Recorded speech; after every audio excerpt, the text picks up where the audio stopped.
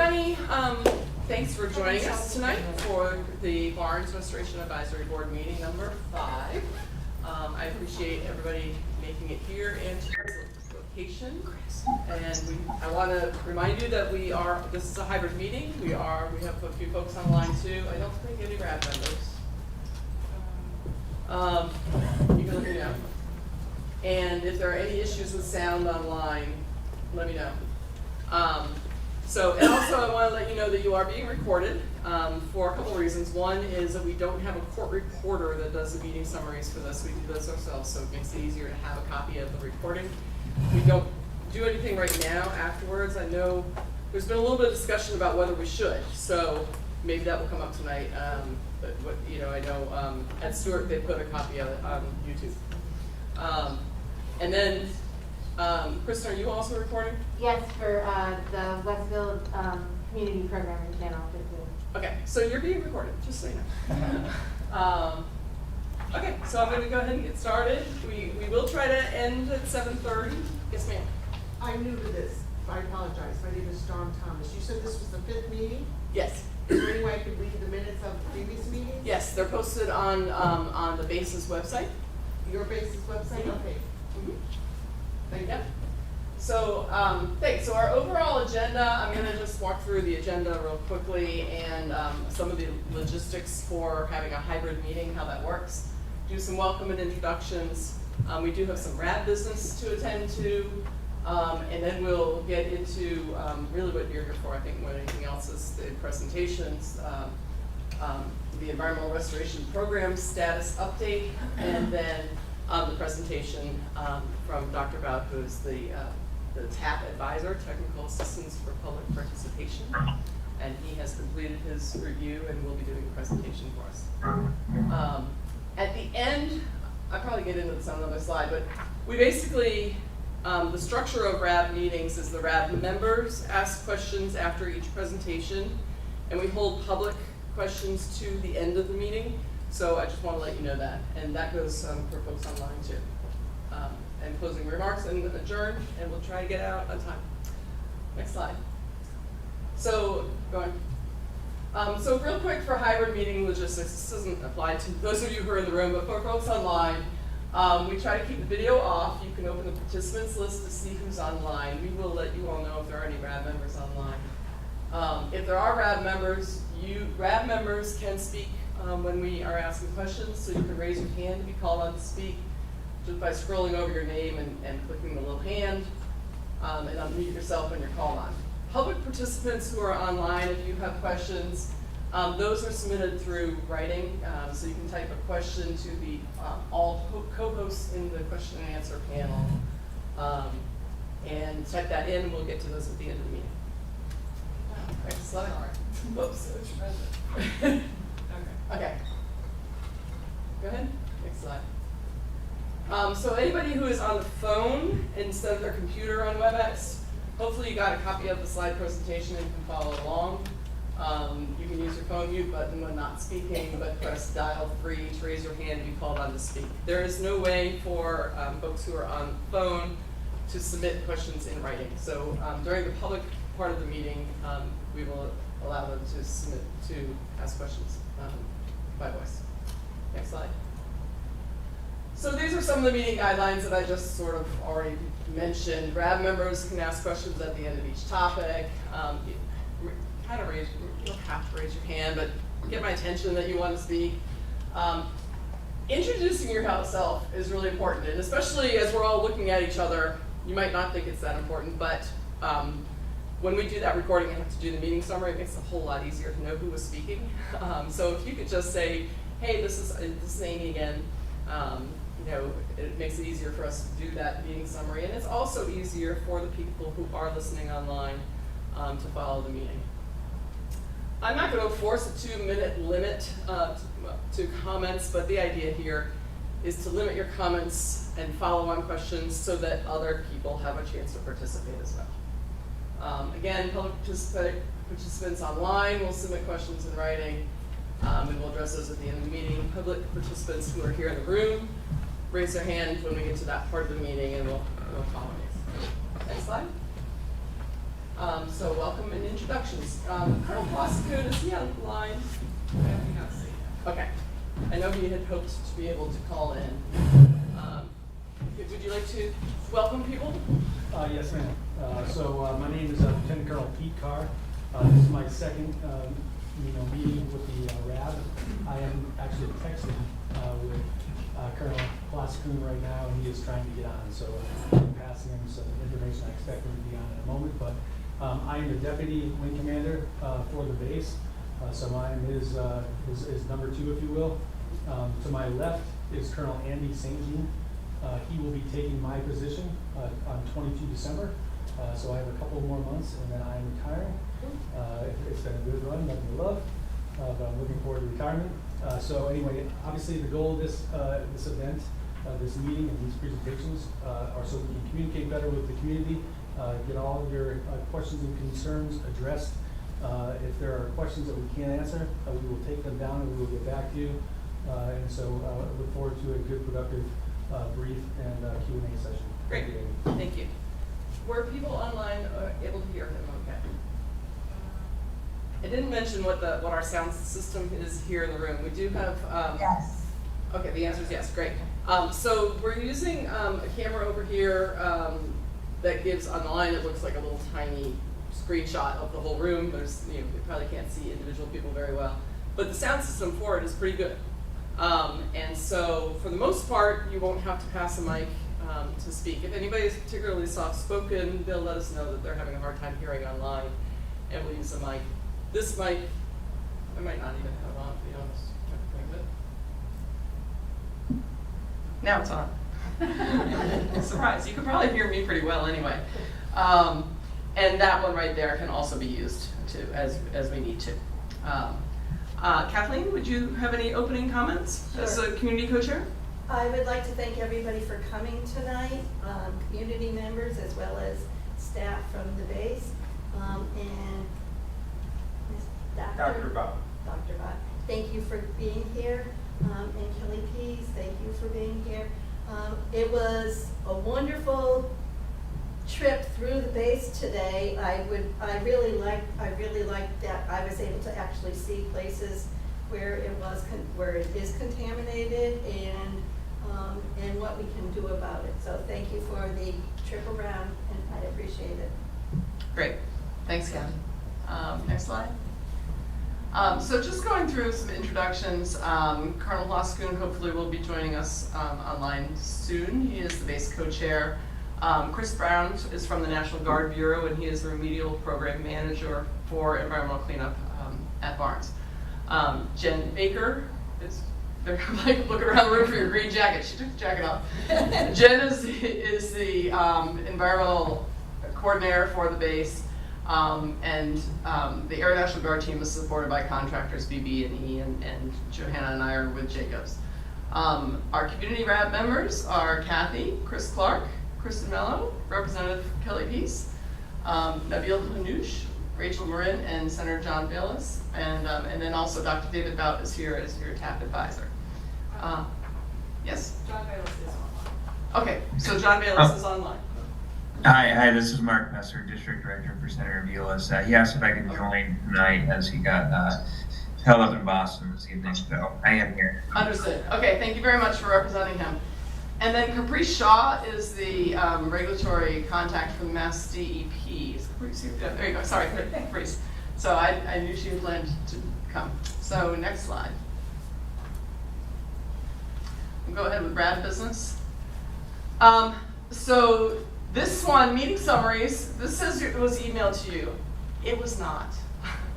I apologize, that is on me. You have not received the email, the RAB summary from July, and that is entirely my fault, and you will be receiving it tomorrow. And at that point, I know we had discussed before reviewing and hopefully approving RAB summaries by email. If there are any questions or concerns with it, we can talk about that by email. If we have to jump on a call to do that, we can do that. This is entirely on me, and I apologize.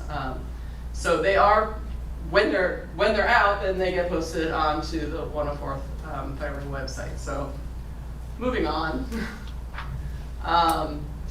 So new RAB members, we had talked at the last meeting about adding some new RAB members. All members began in August 2021. We did resign. We did receive word that Eric Willett did resign from the RAB. We discussed that last time. And I believe that all current members have indicated that they do want to continue. So we did go ahead, as we discussed last time, and advertise opportunities to add new members because according to your RAB rules, we can add up to 12 community members. So we did advertise that, and we have 3 new applicants, Jane, Mary, and Dawn. Raise your hands. So we have new applicants. They get on the RAB by a vote of, yes? I thought Mary Ann gave one too. Oh, she did. I'm sorry. A while ago. Yes, you did. Yeah, a real long time. Yes. So we have 4 new applicants that, again, sorry, my bad. Yes, so we have 4 new applicants, and there is room for all 4 of them on the RAB. So they, the way we vote for members is by majority vote of the community members of the RAB. We can do that by raising hands, or you can do it by silent ballot, whichever you prefer.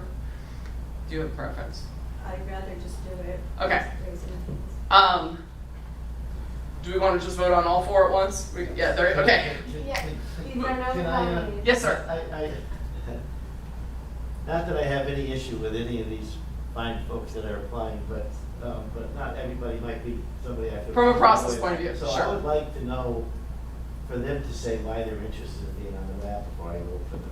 Okay, sure. And they don't have to do it now, but if they would just send something, then we can vote online. Like, I think we did send something. We did send did something. you? Yes. Did you get? We have the applications, but did they go out to all the RAB members? They're pretty detailed, yeah. Really? Okay, I'm good, let's vote today, but in the future, if you make sure that you send it around for any future members, that's Sure. like the reason they're trying to join the board. I understand. You know, And no, and I think that's just an axe to grind. that's a good point from a procedural point of view. Kathy? On the application, it says to send them to Jen. Yeah. Yeah. So So, I don't send it out to the RAB members. Right. I collect them and then I address everyone over here, so we go send them out. Okay. I'm fine with So it. there's 2 ways to go right now. We can either go ahead and vote on all 4 RAB members, or if you would all prefer, I can send the applications to the RAB members and we can do an online vote. Kathy, do you have a preference which way do you go? Since I object, I'm good with vote for it. Okay. So community RAB members, if you would like to accept our 4 applicants, please raise your hand. 1, 2, 3, 4. That's 4 out of 4 who are here. So I think we're good to go. Welcome to the RAB. If people want to scooch over, you can bring your chairs on up to the table. And we'll get you a name tag at table 10 for the next meeting. And I will make sure I get you all on your emails. So next slide. is there a spot for Jen next to? Is it on phone? Yeah, but Jane's not. So we have a caller on the phone. Can you see if it's correct? Well, I don't know if you can text with him while he's on the phone. Yeah, he's on that. He is on. Okay. So welcome Colonel Voloskrin as well. I don't know if you want to make any further opening statements, or we can move along. No. First, how do you hear me now? I'm calling from a little bit of a distance away. Am I coming in loud and clear? We can hear you fine, sir. Oh, okay, excellent. First off, sorry for the technical difficulties. I'm sure that you guys had a good tour today, and Colonel Carr showed you around and all the hospitality that we can give to the RAB members. First off, I'd also like to welcome the new members of the RAB. Looking forward to meeting you face to face and working with you moving forward. But besides that, I think that we've got a lot on the plate today, so I'm not going to slow anything down. Looking forward to the presentation from the TAP grant, as well as hearing from NGB about the way forward on the RI. Great. But other than that, barring any questions from the crowd, I will sit back and listen. Okay, thank you, sir. So our upcoming meetings, we've agreed on the fourth Thursday of the month, every 3 months, January, April, July, and October. So our upcoming meetings are scheduled for January 25th, April 25th, July 25th, and October 24th. And we have booked Westfield Atheneum, the library, where we were last time. However, we haven't paid them yet. So if you have a preference for this room versus that room, we can discuss that, and you can let me know if you have a preference. Is there a charge for this one? There's a charge for both rooms. Is it about the same? This one's slightly more expensive, But it's not. also got slightly better equipment, so I mean, it's not significant. Yeah. Yeah, I think they were able to hear fine online at the other place too, and we did have, for our perspective, we had IT support at both locations, so that's important to us too. So Johanna and I like the help. Yes. Oh, I was just gonna say, the library though is more centrally located. Right. Right. Though we don't get a big crowd, But there's no parking. but there is no parking, that's the other. Well, there is, we're parking here. So our IT person informed me that in the future, all we need to do is let security forces know that we are parking there, and it won't be an issue. Oh, Oh, good to know. Okay. not an Give them a issue. heads up. Yeah. Okay. So I'm not going to belabor it now. Kathleen, if you want to talk to RAB members and see if people have a preference, and let me know. Okay, I'll do You know, that. before we pay the library. Yeah. Okay. Yeah. Next slide. Okay, so just this is a reminder about the Technical Assistance for Public Participation Grant. So, so for anyone who is new or wasn't aware of that, this is a grant that is given out it's funded by the National Guard Bureau. It's funneled through the base for contracting, and it's a grant that is available to you, the RAB, to hire an outside advisor, as you did on your first grant. And so this grant was awarded June 16th to Dr. David Boutt, who's from the University of UMass Amherst. He'll be giving his presentation tonight. He submitted his summary report on the 26th of October, and his grant period of performance ends on December 11th. You are eligible to apply for another grant.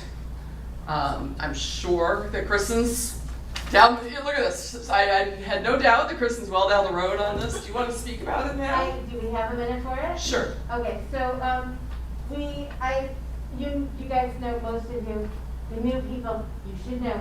We've been working with some faculty members from the OSD about TAP grant applications. So we've been working very closely with Secretary Baltus's advisor, Caitlin is about the TAP grant. And we found out that the UFP CLAP would not be ready in time for the TAP grant to be useful for our CLAP review, to be guaranteed that it would be useful for that fiscal year. So I was told to go with Plan B. And as we discussed at our last meeting, we have, 3 choices. It's technical documents of what the restoration is, the CLAP, or an environmental technical assistance, or a health technical assistance. So, God bless the fish, but I went with health. So, no, really. Based on the lists of what is eligible for TAP, understand health implications of the contamination at the site is clearly listed as an appropriate topic. So what I have here is a proposal that is all written up and ready to go. The 2 experts are from UMass Lowell, Dr. Wendy Heiger-Bernays, and Dr. Bello. They are both ready to go. We have been speaking a long time about this kind of situation, to have somebody start reviewing this, because as soon as we started talking about the CLAP TAP, we knew we would have to have the other ones ready. So this purpose is to help RAB community members better understand the health implications of site contaminants and exposure scenarios, and the potential health implications of cleanup levels, etc., to better prepare us for the RI work plan review.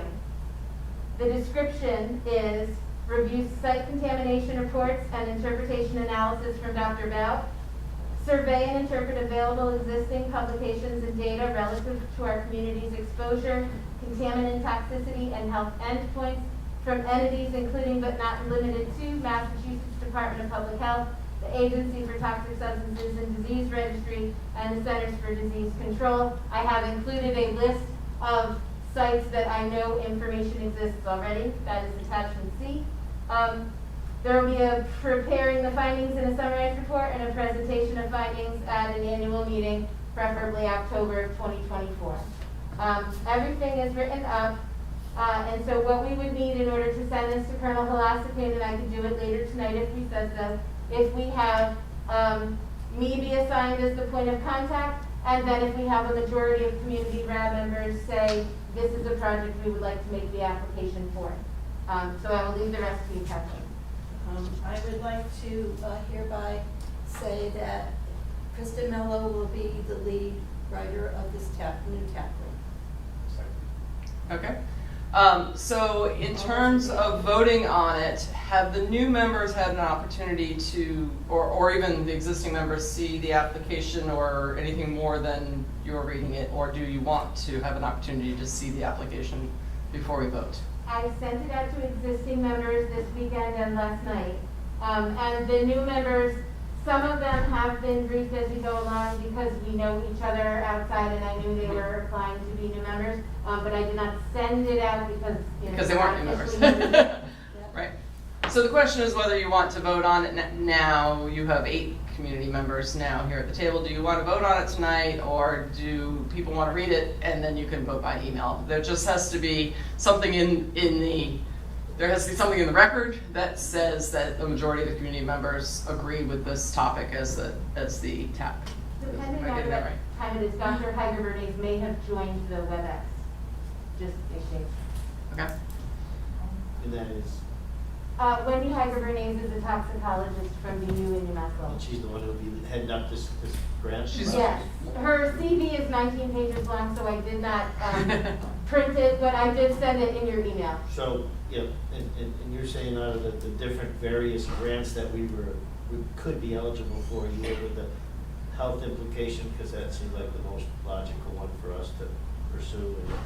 Well, because when we go over the CLAP, we're going to talk about remediation levels and what to do about remediation, and understanding our exposure and the health effects from it, and understanding what the remedial levels and the cleanup levels would be and what that would mean for our exposure and our effects because of the exposure will help us better make comments about what that work plan has in it. Does anybody need a reminder of what the QAP is? Because I know Kristen's using that word, Quality Assurance Plan. You have PQAP? I don't know, Chris, if you want to just mention real quick what that is so people understand what she's talking about.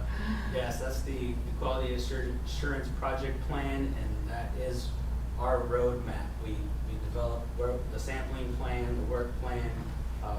There's a lot that goes in there. I can't remember, I think there's 31 different worksheets off of the website. And we coordinate that with the state, and that becomes our guiding documents, where we're going to go, what we're going to do. And For the remedial investigation. for the remedial investigation, and there's a lot in there to know. But that's very important information, because that's where we start from. And Kristen, my understanding is you're thinking that your third TAP grant would be for reviewing the UFP QAP, is that what you're saying? Probably, if the timing works out, that right? Yeah, if the scheduling works out with Okay. the return of the class and our next step, yeah. Okay. So, do you guys want to vote tonight? Yes, ma'am. Mary Babinski, I just have a question. So we know what would be involved in environmental implications, that you decided to deny that or not go forward with that particular grant, but to do the health one. So there seems like there would be overlap also on both of them. Well, we have the first TAP grant we did, we have Dr. Boutt going over all of the technical information about the aquifer and the contamination, all the data we've got to this point. So the next one is to go over the environmental implications, like literally the ecosystem measurements, if any, have been taken. With respect to like biologists and, NAGSP stuff, right? Or go over health implications. And I put us above animals. Which is good. Yeah, I put human health above environmental health. I think we should vote on this tonight. Second. Does that, I might continue, so does that mean that in the future you could do environmental? Oh, no. Yeah, okay, all right. Okay, so I'm hearing that you do want to vote on it tonight. Please go ahead and, community members of the RAB, raise your hand if you would like to go forward with the Is there any proposed. more discussion? We don't need to cut off discussion, I want to make sure. Okay, yeah. Mary Ann's not afraid to speak up, I know. Well, she made the motion, Yep, it's seconded, yep, and then now it's discussion. discussion. Do you have something to say? I do not. Oh. For once. Sorry. RABs don't really usually run by Robert's Rules of Order, so I don't I know. will, by the way, this is Kristen, I will send everybody a copy of all of the documentation so that everyone knows exactly what. If there's any hesitation, there is no reason not to send that out and do a vote by email. And I think you did your last vote by email. As long as there's documentation of it, it's okay. I think we're pretty comfortable trusting Kristen. She gives us a pretty good overview, and she leads us down a good path until she doesn't. Not yet. That's right, she has not. That's why I said until she doesn't. Not yet. So Amy, do we have a vote? You tell me if we're We voting. did. All those- Okay, raise your hand if you'd like to vote in favor of the 1, 2, 3, 4, 5, 6, 7, 1, 2, 3. Oh, 8, sorry. Yes, we have 8 community members voting in favor of this topic for the next TAP grant. Okay. Thank you, guys. Next slide. I think this is where I'm gonna pause. I can't remember what the next Oh, one and is. please let Colonel Holastican know he'll get the application tonight. He, I think, just heard you. So, before I move on, and we've already had some RAB member discussion, I didn't put in the agenda, but probably should have. So I want to take a few minutes to talk about the tour for those of you who were able to come on the tour.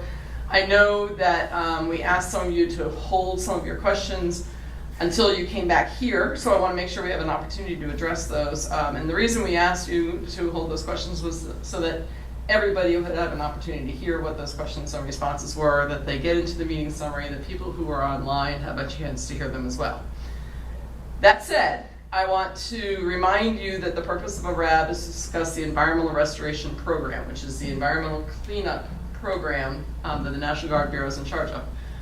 That doesn't mean we don't want to answer your questions if you have other questions about operational activities on the base. I know we've got plenty of people here who can either answer those questions or help you get those answers.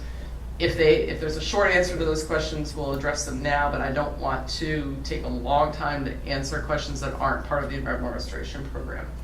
Okay? Okay. So that said, are there questions? Does anybody want to summarize anything about the tour for those who weren't able to go, or have questions about what they saw that they wanted to ask? Go ahead, Kathy. I have a question about how that fire station was built on contaminated soil. How did that pass to? Okay, so the new fire station, let me see if I understand this. My understanding is that the new fire station, I don't know how new it is, but was you believe it was built on an area that was already contaminated? Okay, is there anybody here that can address that, or we can get those answers? You might have to take that one back. I mean, I know that all the most of the IRP sites, with the exception of one, have been closed, which means they have achieved their site remediation goals, so we wouldn't have knowingly just done that. There are processes in place when you go do construction, and all of that is supposed to be covered, but to get you the specifics on that, we'll have to take that one back. Thank you, I appreciate it. Okay. Because if it was just built without any of that knowledge of that soil being contaminated, it's still there, has it really been remediated? Is my question. It could Okay. take a little bit of just looking at the records. Thank you. Thanks, Kathy. Other questions? Yeah, go ahead. Just to Kathy's question, this is Kristen, since she's online. PFAS wasn't included in remediation back then, And so sites could be closed based on the remediation of what, you know, organic contaminants they were looking at the time, and if nobody was testing for PFAS, you wouldn't know. And so there could be this overlap of, you know, the emerging contaminants that have been here since before we, you know, were formed. But still, they weren't looking for PFAS then. Yeah. Colonel, go ahead. Colonel Holopsikun here. Can you hear? Yep. I just wanted to comment real quick on the construction of the firehouse. It's upwards of 20 years old, which predates any of the concerns that we had in PFAS. We started the PFAS process back in about 2016. But we'll get the specific dates on all of that and make sure everybody's in the know on the construction of that new firehouse. Okay, thank you, sir. I'll just confirm that that's my understanding. So. Okay, thanks, Dr. Boutt. Any other comments or questions about things you saw on the tour? Anybody want to share anything for those who weren't able to go on the tour? Go ahead, Kristen. I would just say that it was really helpful to be able to see now what the sites, you know, that had previous discharge looked like, and it was also really useful to see it from the base instead of just, you know, a Google map and overview or pictures that somebody took from outside the fence line. So I really just want to say thank you for the opportunity to do that. And I hope as the restoration process continues that we can maybe do it again so that people can see what's happening where and how that makes change. Great. And thank you. Thank you. Okay, with that then, we'll move on. I think, Chris, you're up next, I believe. Okay. I'm gonna do something real quick. Okay. For the folks online, if you can move that microphone in front of Kristen. Okay. So I think it's just the mask. The mask, maybe. It's the It double may not be mask. on, too. You have 3 or 2 on. I keep an N95 underneath, and the other one is just to make it pretty. I want to make sure, so not only move it to you, but we'll turn it on, too. We're working on it. Need to keep my water close by. Been traveling a lot the last week and a half, so kind of stay hydrated. So, my name's Christopher Brown. I'm from the Air National Guard Readiness Center in DC. I am the Restoration Program Manager to assist Barnes. I'm here to talk about the Environment Restoration Program, kind of its current status. I'll give a quick overview for those of you that are new of the CERCLA process, and then I'll move into kind of the next steps where we're headed with the RI. That's what my presentation will mainly cover. So, as you can see, we've had some non-PFAS and PFAS investigations. So environmental investigations have been going on since 1987. And when we mentioned that there were some other sites, those are the pre-PFAS, like petroleum and other products from basically fueling jets and taking care of doing the maintenance, those type of chemicals. That's what was taken care of since 1980. There were 7 that were open, 6 have been closed since 2015. We have Site 2 is still undergoing long-term monitoring, and we are working to achieve a permanent solution statement with that one. For the PFAS investigation, which everyone's more interested in right now, you see we began around 2016. This is when the final reports came out for the preliminary assessment. And just as a reminder, when we were doing those, the preliminary assessments, when we sent teams off to the base, and they came and did interviews with everybody to figure out where did we use or store or have these particular chemicals that could contain PFAS. And that was the main portion of the preliminary assessment. Where did we use it? Where do we need to go spend our money and sample? And that leads us to the site investigation of 2018.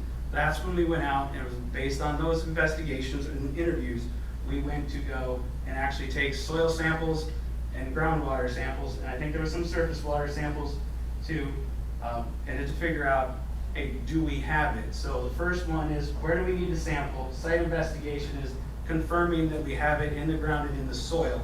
And then in the meantime, there was this period of time where we were not allowed to be in the DIRT program. That's the big Defense Environment Restoration program. So it kind of took some funding out of us.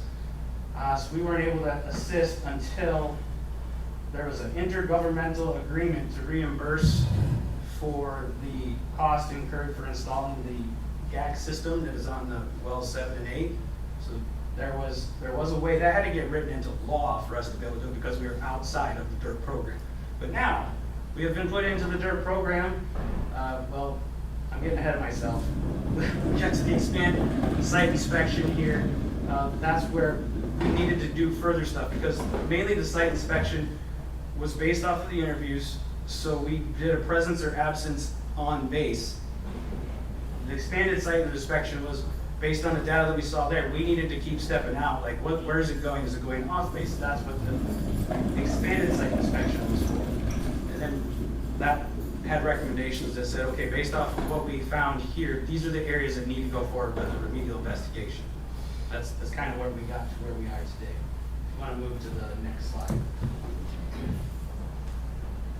And just an overview of the CERCLA process for those that are new. As I mentioned, we did the preliminary assessment and the site inspection, and it takes a couple of years to get through each one of those. And the full length of the CERCLA process is, you see, like, we initiated remedial investigations on the base way in the past, and you can see that the tank 2 has been undergoing long-term monitoring since 2009. So it's a long, methodical process because there's a lot of things you need to learn along the way about the soil and the water to make sure that you can choose the appropriate technology to, attack your situation. Make sure that you can actually clean it up. But we are now moving forward into the RI4 forums. And if you'd like to go to the next slide. The next steps are, we were successful in getting it awarded before the end of the fiscal year. There is your date that we awarded the contract. I was hoping we'd actually get the kickoff meeting before this so I could provide a schedule. I know you guys asked about that last meeting. Things just didn't work out. I'm having a kickoff meeting that's supposed to be scheduled for me next week. And so then I will be able to start providing you a schedule with milestones. Hey, what do you need to be looking out for? What am I going to bring to the table?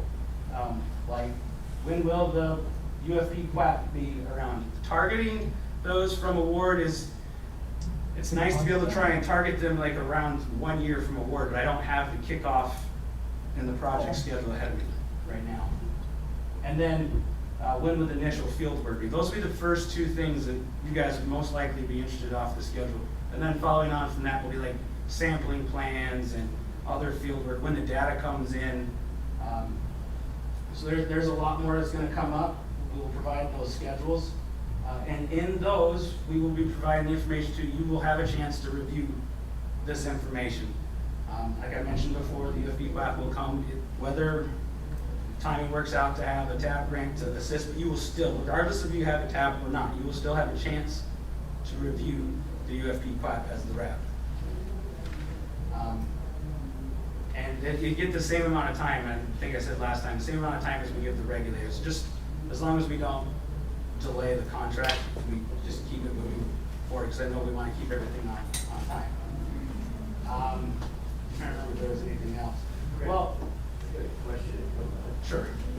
So did we discuss at the last meeting, trying to get ahead of the curve? Like, I know there's a lot of stuff we can't do until it's officially awarded, but I thought we were trying to set ourselves up when we were prepared to move that timeline along in a quicker and expedited way. Yes, we were trying to make sure that we were able to line up our TAP grants to line up with being able to review. Is that what it was? Yes. And it can be a challenge to get a TAP grant through its process and keep it in line with another project, trying to keep two things running side by side. But with where we're going with the remedial investigation, that is where, like I've said before, the PA, do we have it? The SI, where is it? The RI is, now we're going on to the nature and extent. Let's go find the plume. It will go into the vertical, it'll go in the horizontal. This is where conceptual site models will be built. This is where a lot of stuff that you've been waiting for will begin to emerge. I think that's all I have on that, and just be ready for questions. Go ahead, Christine.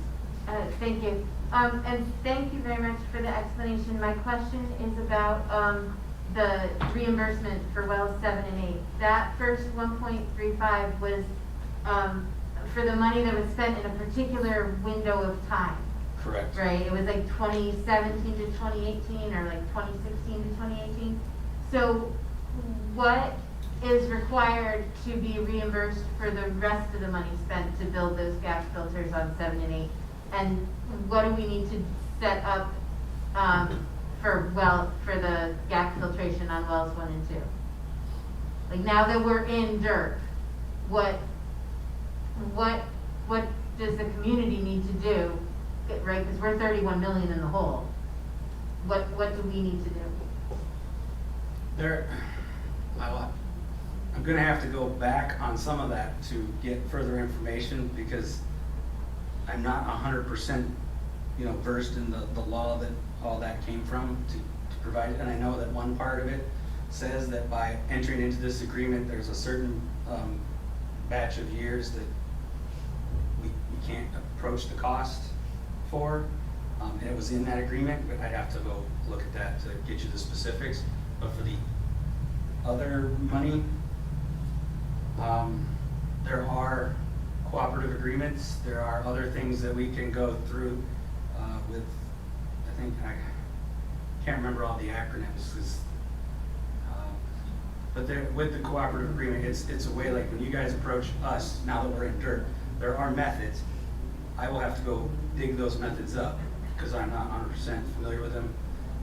For those of you that are new, I've been with the Guard for 1 year, so this is a learning process for me as well, but I'm not afraid to do research. I'm doing it all the time, and a lot of it is. You don't have to know all the answers, as long as you want to I will find the answers. But I think the question is, He knows the remediation process. so the question is, of course you're gonna go to dirt, but did we lose out on some funding opportunities by going into dirt because we got some money prior to that, and now we might not be eligible for it? So that's the question we want answered, right?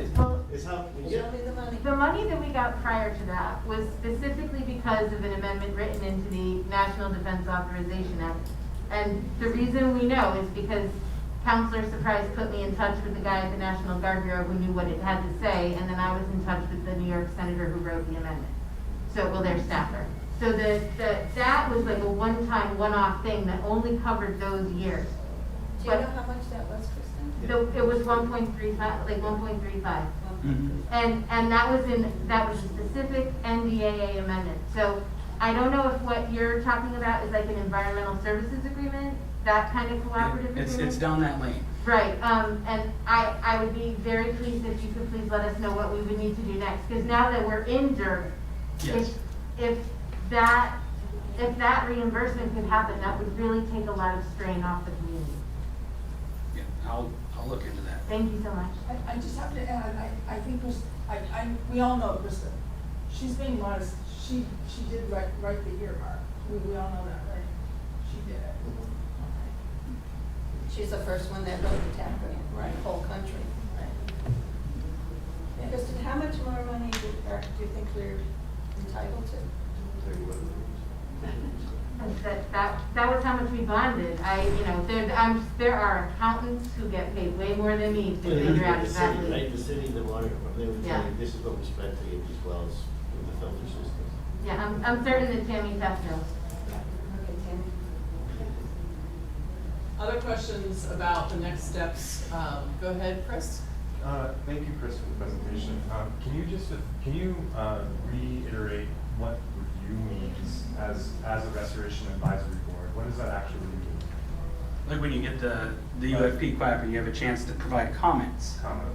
Chris, before you start, I want to remind everyone, and because the new members did not go through our RAB training process, a Restoration Advisory Board is here to ask questions and advise, but is not a decision-making body.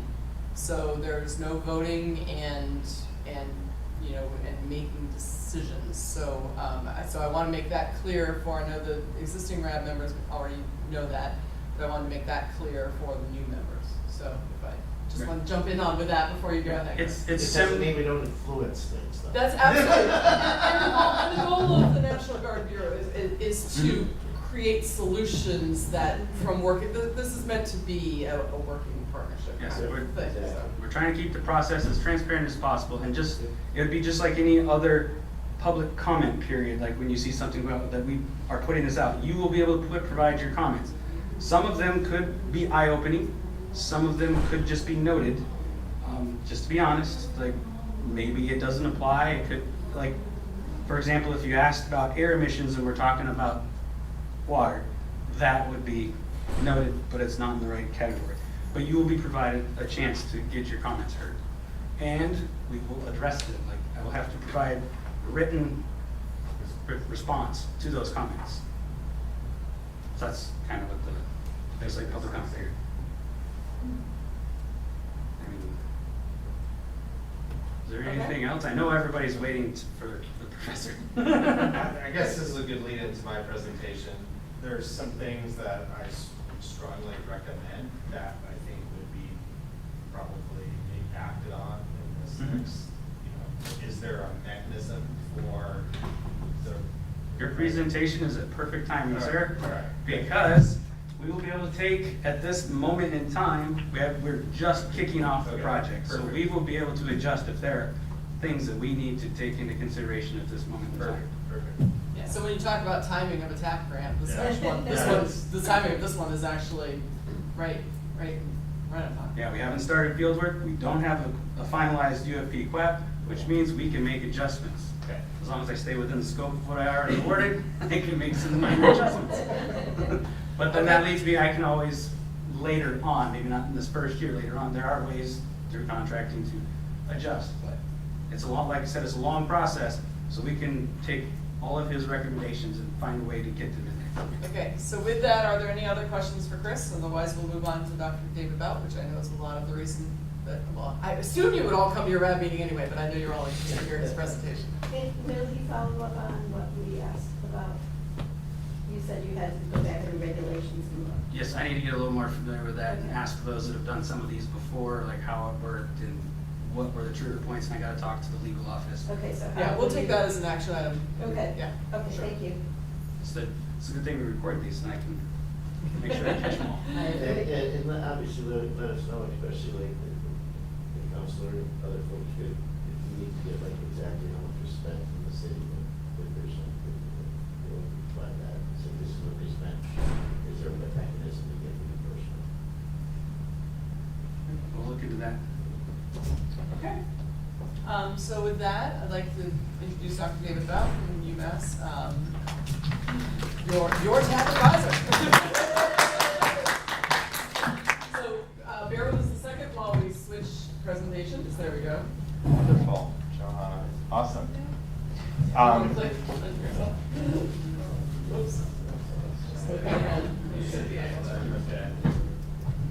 Well, thanks for the opportunity for participating in this process. I've known Kristen and Chris for a little bit since some effort a while ago to get some funding to study this aquifer system and the impacts of the PFAS contamination on the community.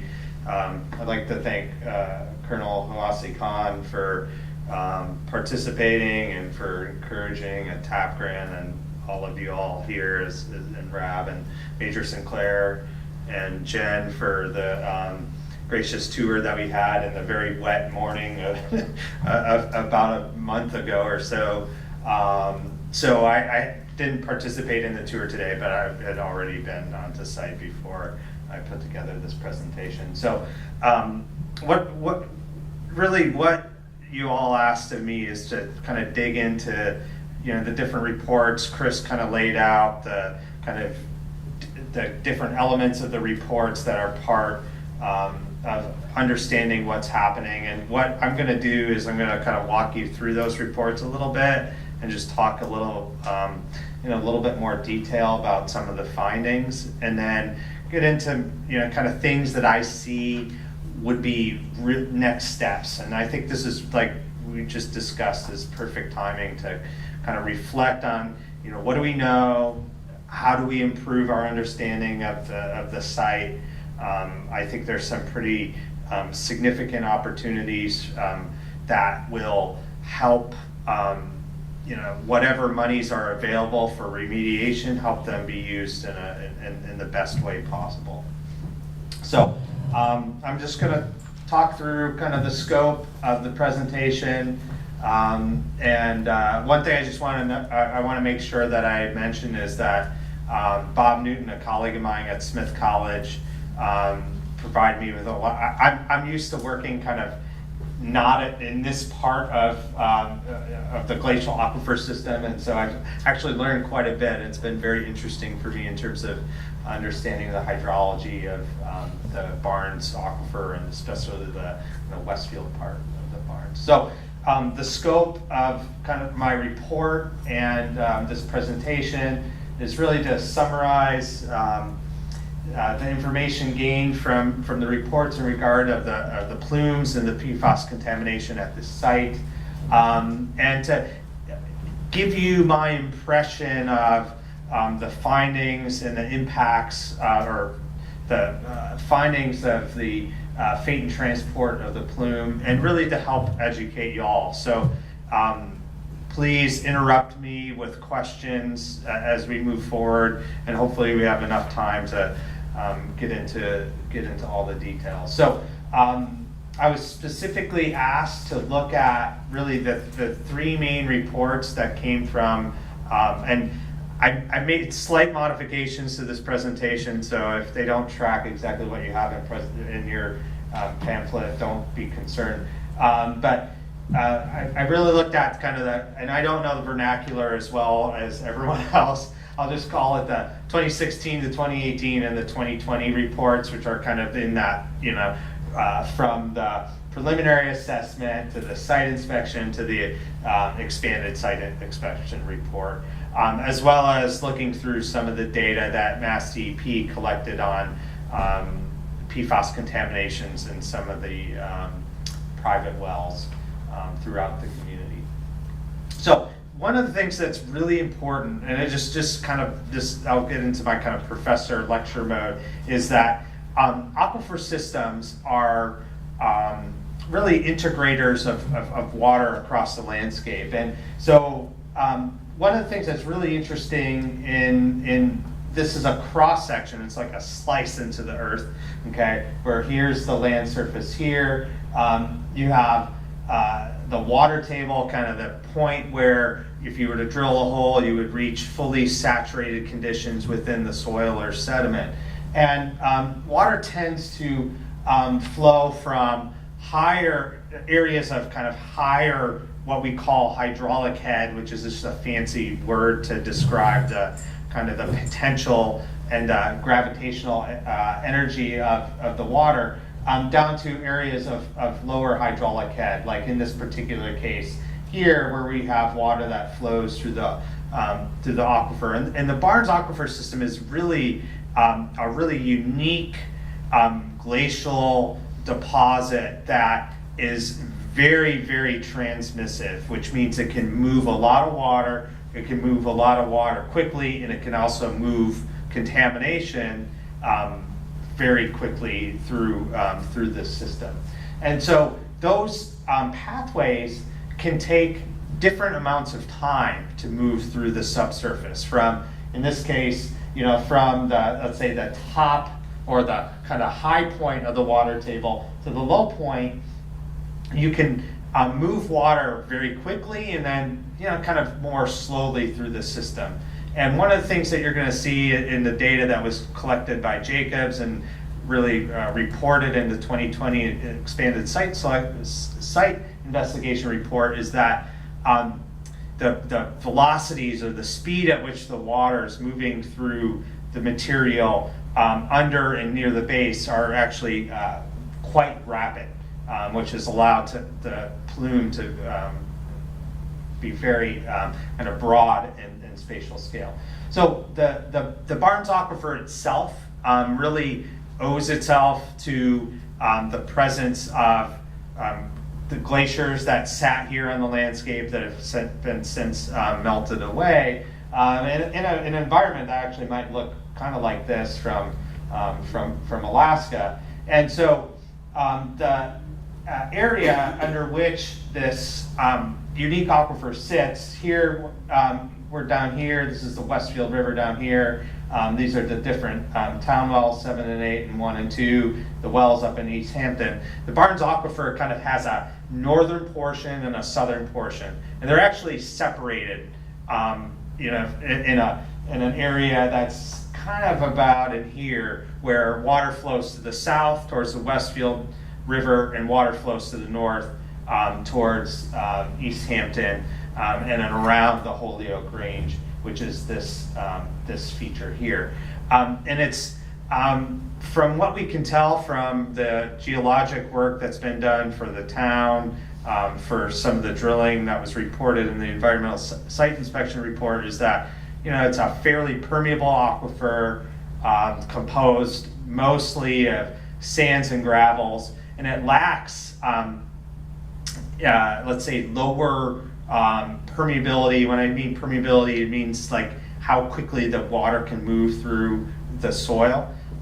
These lower permeability units that prevent, let's say, the water from, you know, going deeper into the system. And so this is another just map. The colors here, the orange, if you just focus on this, these are sand and gravel deposits. So it's very, very coarse material, like you would use for aggregate or something like that.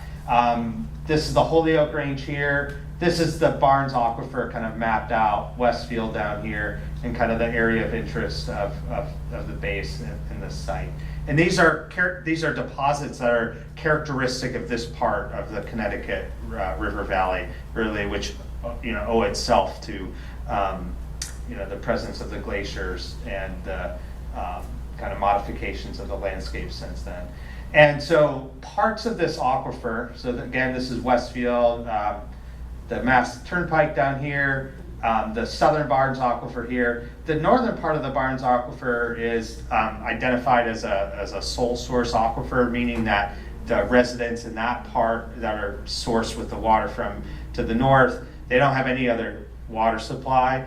And really the distinction between that and let's say the town of Westfield here is that you know, there are some surface water reservoirs, you know, that feed town, so it's not technically a sole source, but essentially the geology and the hydrogeology are very similar between these two systems. And there's an assessment by Mass DEP and different entities across the state to try to understand impacts of groundwater production in important aquifers across the Commonwealth. And because of the Barnes Aquifer being so prolific and supplying a large population, those are areas where in orange here, there's a fairly significant amount of groundwater use compared to other parts of the aquifer. So I put some maps up on the board here we can maybe talk about later that really give us a little bit of an insight into what kind of the aquifer might look like. So this is just a kind of a cross section of going from the Holyoke Range down kind of to the west. And so here's the Westfield River down here, the Barnes Aquifer here. And what's really interesting, at one point, the Connecticut River actually didn't go through the Holyoke Range where it does now to the north. It actually came around through Westfield. And so this map actually, this little kind of dotted dashed line is where we think the Connecticut River actually flowed. And it created this depression that allowed the accumulation of sand and gravel deposits in this area. And that's why it's really so thick here. Okay, so instead of the Connecticut River flowing up and around down here, it actually flowed down here at one point. But just because of modifications of the landscape and changes in geomorphology, it actually moved to the west. And that's kind of what set this area up to having really thick sand and gravel deposits. Because typically when you make a space, when you make a depression or a hole, it will get filled in with material as things change. So what I'd like to do now is really dig into the reports and the data that have been collected over the years.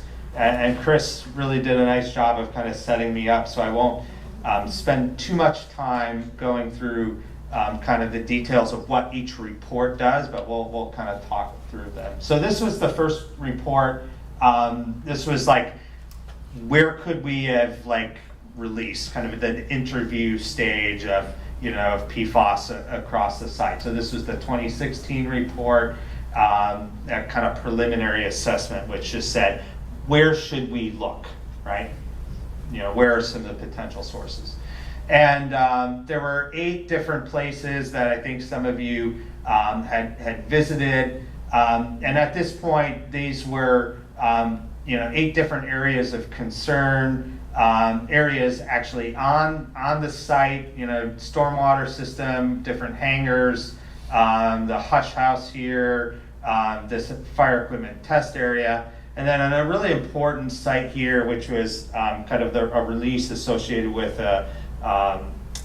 with the aircraft or crash and a firefighting or a release of foam associated with a aircraft fire. So all of these areas, there were only a few that, or at least all 8 of these areas, there were certain, we can see here, sorry, certain recommendations. So, I'm not going to go into a lot of the details here, but essentially 7 out of the 8 areas in this list were saying, okay, we have enough evidence to move on to a site investigation in terms of potential releases at these sites. Okay, so that was that first report. There's not a lot of data in there in terms of the extent of the contamination and things. So that then was followed by this next phase, sort of the 2018 report, which was the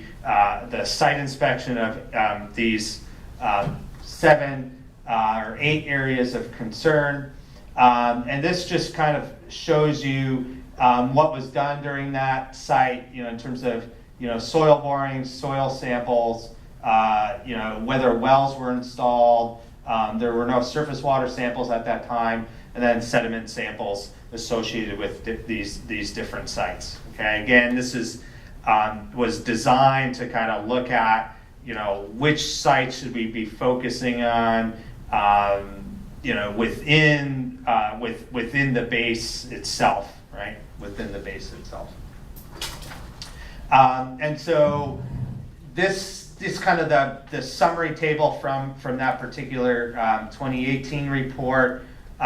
So there were significant concerns, definitely, with respect to sites 1 and 8 in terms of soil investigation, in terms of potential source there, and then these additional sites, kind of 4 through 7, that suggested that there may be some groundwater contamination at those particular sites. And one of the important things, as you'll see in a minute, is that because the base and the airport itself sits on this very permeable sand and gravel deposit, sources of contamination, either on site or off site, can move very rapidly through the system. Okay, and I think one of the challenging things about PFAS and about sites like this is that what we go and measure today may be the kind of the result of things that have happened 10 to 20 years ago. Things can move pretty quickly through the subsurface. It's not stationary. So this just a look at that 2018 report, showing some of the areas where kind of PFAS was found, and between then and now, changes in the action limits have changed, or the concentrations that kind of triggered action limits have changed. So when looking at these reports, one of the things that's just important to know is that when things are highlighted as being above an action level, at a certain time, you have to think about, okay, well, what was the action level at that time when that information was reported? And so in some of this area down here, it looked like there was some evidence, and this is around where we were talking about the firehouse and the kind of area south of there where there was a aircraft crash and firefighting. So that report led then to the expanded site inspection report, which is the latest report, which really gives us a broader sense of the extent of soil and groundwater contamination across the site. So I'm not going to read all of this, but this is just from the report itself. Essentially, the SI identified these areas, 7 on-base areas of concern, and the 2020 expanded site inspection report was developed to try to understand what is happening in the soil and the groundwater and areas down gradient. What I mean by that, down in the flow direction, either surface water flow or groundwater flow of those particular sites. So if you look at the expanded site inspection report, there's many more groundwater samples, many more surface water samples and soil samples that were collected across these particular sites.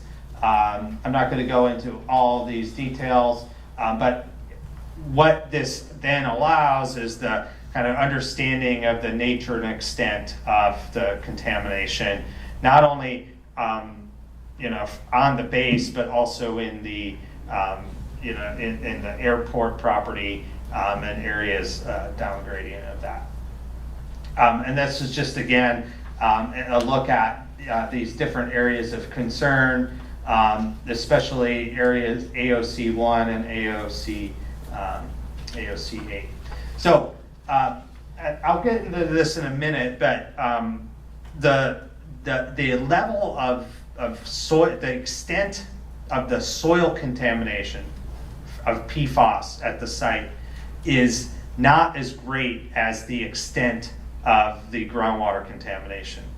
And again, the reason for that is because as the source of PFAS enters into the soil, it's quickly mobilized by rainwater infiltration.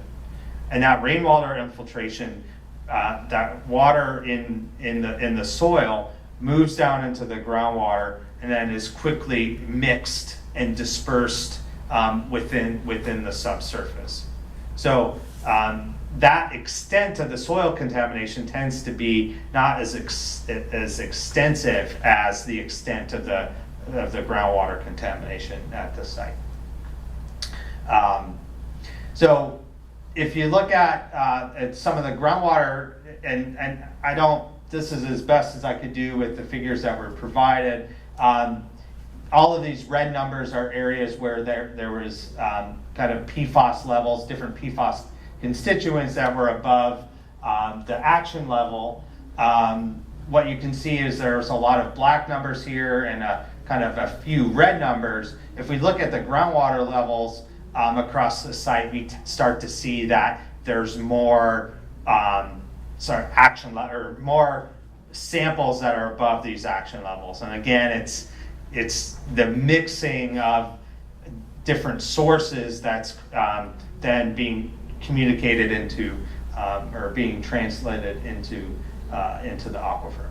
So what I'm going to do now is talk through some of my some of the impressions of the key findings of these reports, and then we'll talk a little bit about the recommendations, and we can have some discussions. So one of the things I think that struck me the most about the especially there was an extensive, and I'll show you in a second, extensive monitoring network of wells on base and outside of the base that were installed. And I want to commend Jacobs in designing the study. They actually did a really good job of installing monitoring wells at different depths within the aquifer, within the overburden aquifer, to really understand kind of what's happening.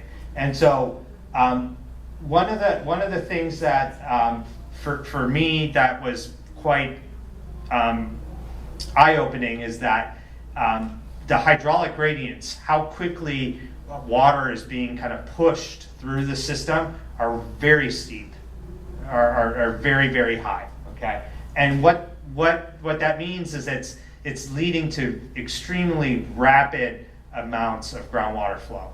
So as new water comes in through rainfall and infiltration, it's going through the soil, picking up PFAS that may be in the soil itself above the water table, mobilizing that and moving it quickly through the system. You know, probably in some cases, you know, you may have it coming into the site on a year and maybe leaving and going into the Westfield River 2 or 3 years later. So quite quickly, okay? And so it essentially, and there was an unfortunate, I'll just say unfortunate comment in one of the earlier reports that said something like, in our experience at this site, contaminants don't move very quickly. And unfortunately, that was before we really knew kind of PFAS and understood how mobile these contaminants are. And indeed, in fact, if you look at the rate of movement of water downward and horizontally, you know, across the Barnes Aquifer, in this part of the Barnes Aquifer, it moves very, very quickly. And so this is just a snapshot showing you, you'll see these figures in a lot of these reports. And what these are is it's like a topographic map of the water table. So it's showing you areas of kind of higher topography, if you will, of the water table. So this is let's say at 234 feet above sea level, and this is 208, and water moves almost perpendicular to these drawn contour lines. Okay, and in my experience, you know, these are very steep gradients. As I mentioned earlier, there's a lot of potential to move water quickly throughout the site. One of the really interesting things, and I think that you know, as Chris moves next into the next phase, is going to have to contend with, and the consultants that are working on this, is that the groundwater flow has a very strong downward component across the site. And what I mean by that is that when water comes into the aquifer, it doesn't just move horizontally. It's moving downwards and horizontally. And so underneath the sand and gravel deposit are sedimentary rocks that actually have a lot of permeability associated with them. And actually there are a number of, or there are a few homeowner wells to the south of the site that are in bedrock, not in the sand and gravel deposit of the Barnes Aquifer, that are contaminated. And I think there's probably ample evidence to suggest that the PFAS contamination is in the bedrock below what we would call the Barnes Aquifer. And I think that's going to be a challenge, and I think part of that has to do with the fact that there's a very strong kind of downward push of water into the aquifer. And so that's just, I had one, actually I'll talk about this in later, I have a class that's working on, I teach an advanced hydrogeology class where we're developing a groundwater modeling project. Or actually, I'm having the class build a model of the site, of the Barnes Aquifer as part of this class. And so they've been actually working on some of these issues. It's kind of like a cooperative learning. One of the students did this analysis of, plotted up the elevations of the water level in the different monitoring wells that was installed in the recent expanded site inspection report. And what this tells us is that, in many of these areas, there's this potential for kind of downward groundwater flow.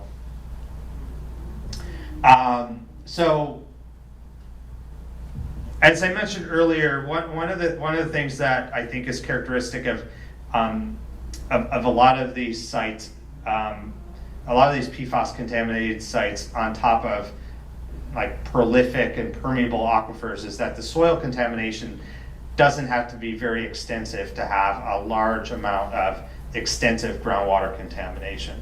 All right, and so it's not that extensive in the soil, but within the groundwater system,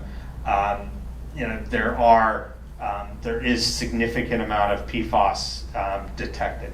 Okay, and so one of the other things I'll talk about in a second here is that I think this was a really interesting finding in the 2020 expanded site inspection report, is that there are multiple sources of PFAS in the system, some of which are not located on the base itself, outside of the base, which is interesting in itself. So there's and this is really odd, but there was like a 5-gallon release of PFAS at like a soccer field or something up here. I don't really understand the circumstances that led to that, but in kind of the late 90s, an aircraft crash in 2001, this kind of site here in 2013 near AOC1. And what you're looking at here is at the time, and this was a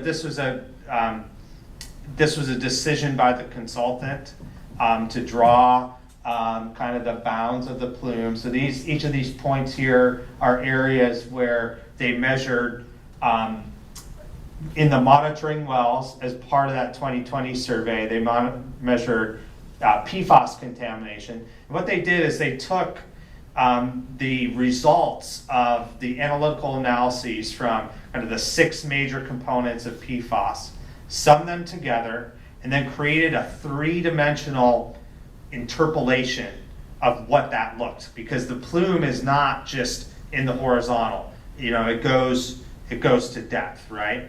And so then they projected that the average concentration to the surface. Okay, so what you're looking at here is kind of a map that shows you kind of on average what the concentration of the 6 major PFAS components are in the plume, depth averaged, okay, and then projected to the surface. And so the yellow contours here, and I'll zoom in to this so you can see, are the sum of those 6 PFAS constituents, with kind of the largest concentration here, kind of really at the corner. And Jen, can you remind me what this area is called? And it's kind of right at the corner of the base, maybe where the new firehouse is. Is that right? I can't really see Okay. the map very well, but Yeah, kind of. Yes, Site 1. Yeah. that's my guess. Is Okay. Site 1. Yeah, Site 1. Kind of where there's a kind of the highest. Yeah, Site 1. Site 1. Thank you. Where there's this kind of bullseye of the highest concentrations, and the plume itself is it's delineated to kind of stop at this boundary. Although, as I'll mention later, I think it would be, I think, informative to consider, drawing the plume outside of this particular grade boundary, but that was kind of the extent of where most of the data was at the time. But one of the things that you can see is that the concentrations extend not only from kind of on base, but then also down towards down under the freeway, and then down towards the river, as well as the surface water features to the east and west. And so, because of just, again, the prolific movement of water through the aquifer, the co-location of different sources on top of areas where there's significant groundwater flow, what that means is that down gradient surface waters and down gradient groundwaters have been impacted and have PFAS contamination. And so there was an analysis in the report, and we could talk more about this, where they looked at the different PFAS constituents, because PFAS, there's many compounds, right? And so it's often hard when we look at analyses to say, okay, is it this one or that one? Different types of PFAS sources have kind of unique signatures of different PFAS constituents.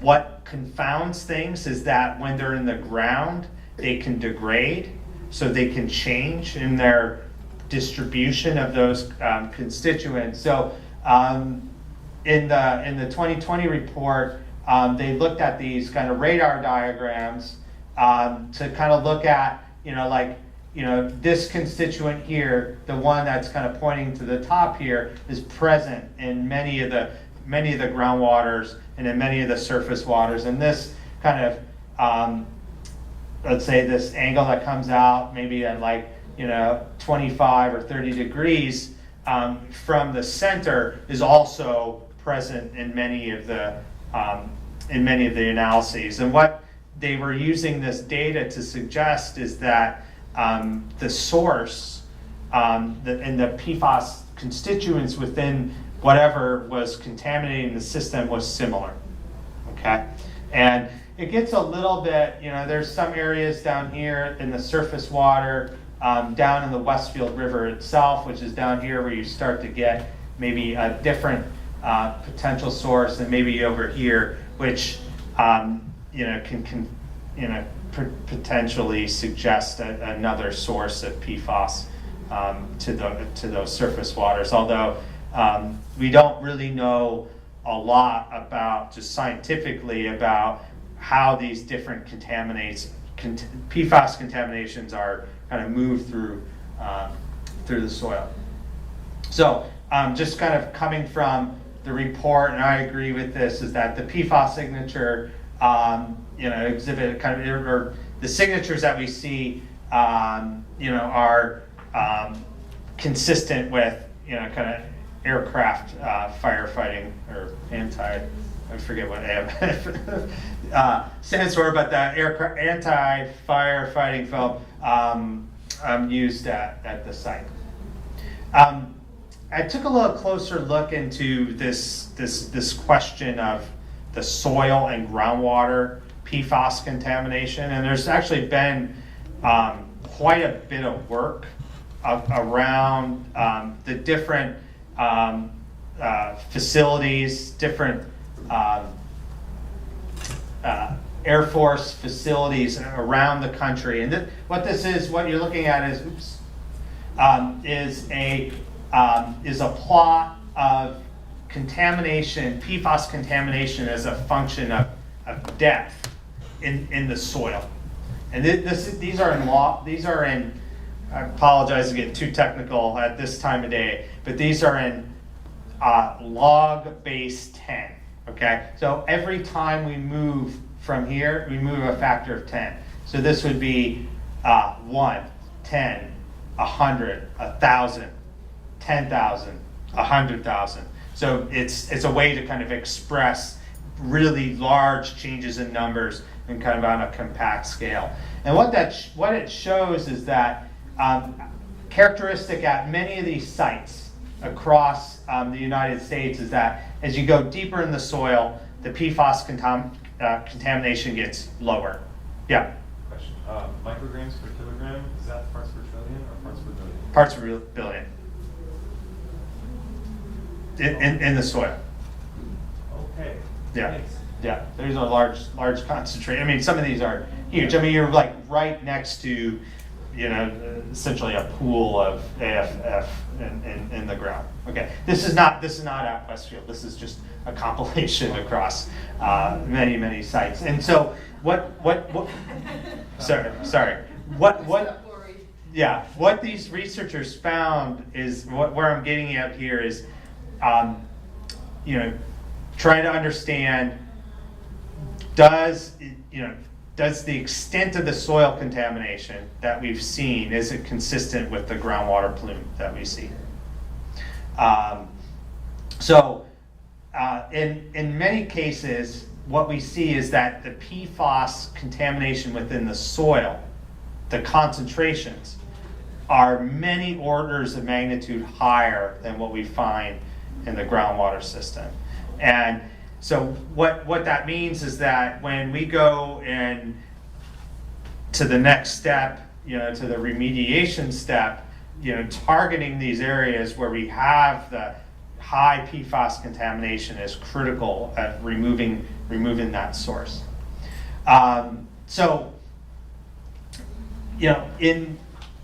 This is just a quote from the report, and they kind of found in the 2020 expanded site inspection report at Westfield, kind of found similar that near the AOC sources, near source 1 and 8, we see the highest concentrations. And we see the highest concentrations in the shallow wells that really reflect this important transport process. Okay, so the transport of the PFAS through the system. Through the groundwater, I know I'm running out of time, sorry, is really important. So what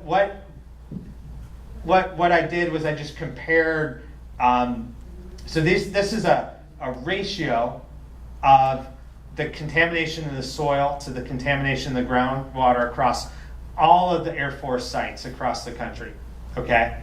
And so it has a kind of distribution that looks like this.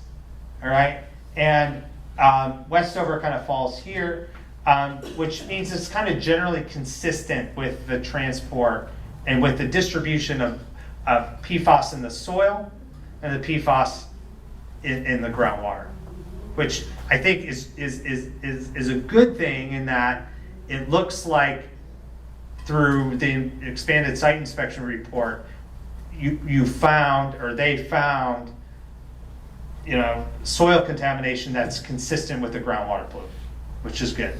Okay, I think that's a good thing. Okay, so I'll wrap it up, Amy. I'm sorry. Well, I'm going to assume that the people in the room would like to go past 7:30. Yeah. Okay, just All right. just double check. I know All right. you have questions. I know everybody appreciates Okay. your. Yeah. So we'll get into kind of my concerns here. I think the studies, I'll just say in general, I think the studies were well done. I think the data that was collected was very good. I think there are really important building points for better understanding the system. As I mentioned earlier, there was an unfortunate quote in that 2016 report, and maybe that's why these consultants no longer work on this project, but essentially it's saying that the groundwater contamination, historic groundwater contamination at the site was, did not, migrate vertically or horizontally. And we know that's not the case now. So we've learned a lot, okay?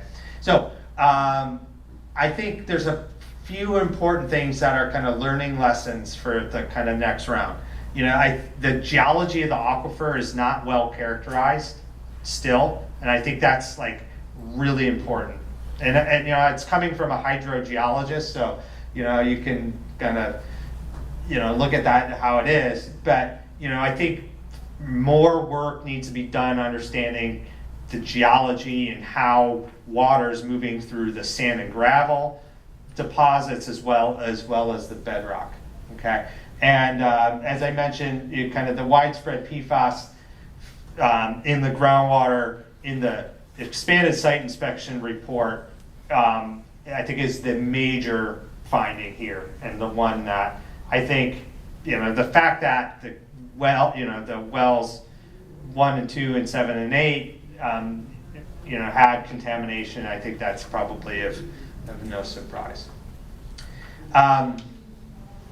The migration rates, this is another important thing, is, sorry to use a technical term, vadose zone is what hydrogeologists call the area above the water table. So like the partially saturated sediment. The transport rates seem to be quite high, which means as water moves through, it's picking up PFAS, putting it into the groundwater, and it's carrying it away. So this process is a dynamic one. There needs to be a improved focus on how water is moving into the bedrock and contamination. I think there's some opportunities to further expand the analysis of the hydraulic data. And I think one important thing, and I mentioned this earlier, is that when we look at these plumes and their contouring, and I think we need to be thinking about contouring these plumes outside of these zones.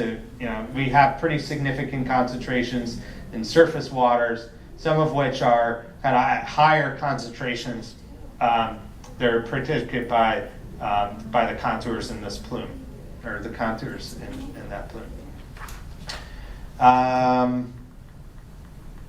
Let's see.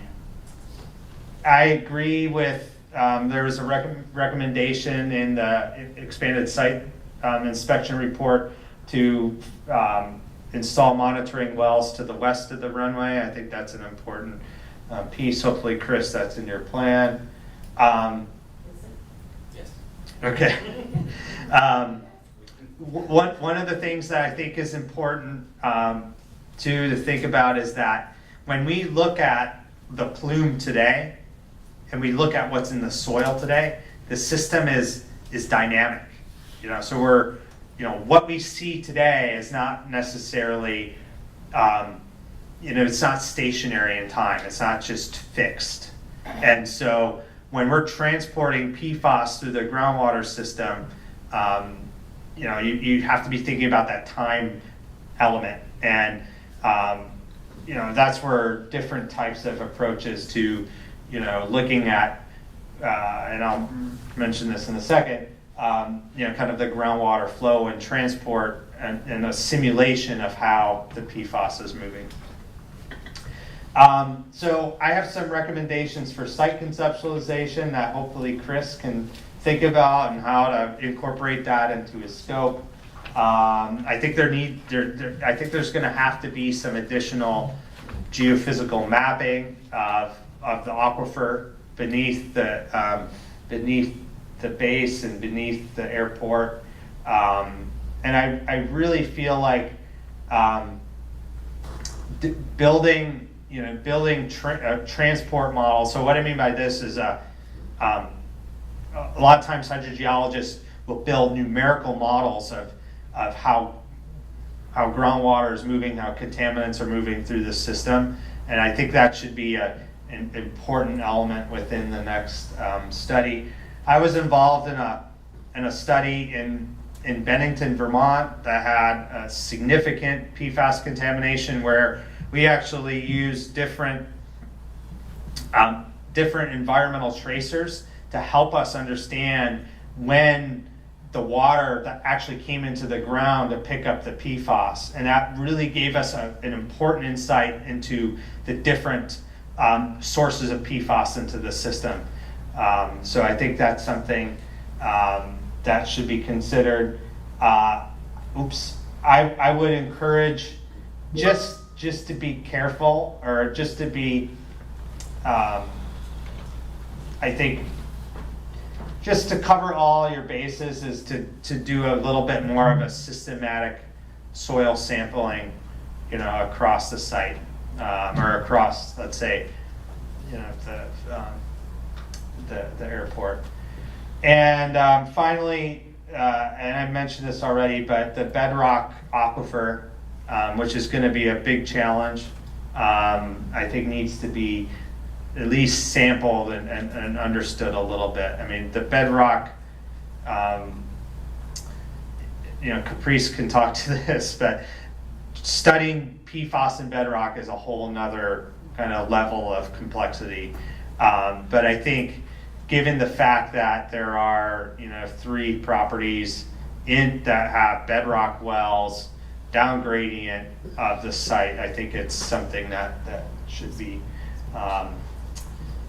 considered strongly. And then I'll just say, I just wanted to just mention this because this is something that we're working on at UMass, kind of inspired by y'all, is that I have 4 students, they're actually 4 amazing students, that are building a groundwater flow model for this domain here, for kind of learning about how to build models and study hydrogeology.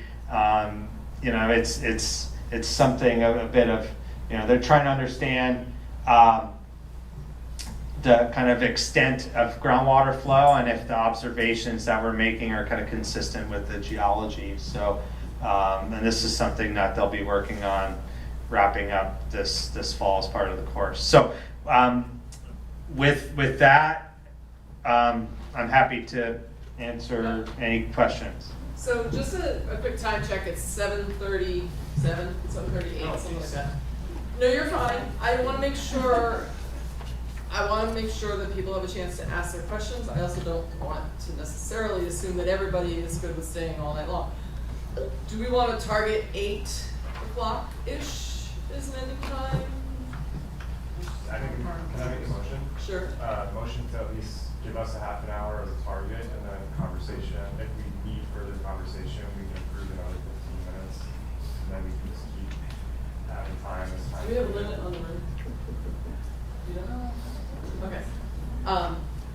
I'm okay with that. If others, there don't have to be, we don't have to do Robert's rules and motions. I appreciate the motion. Is there anybody who can't stay, doesn't want to stay? You're free to go if you, but.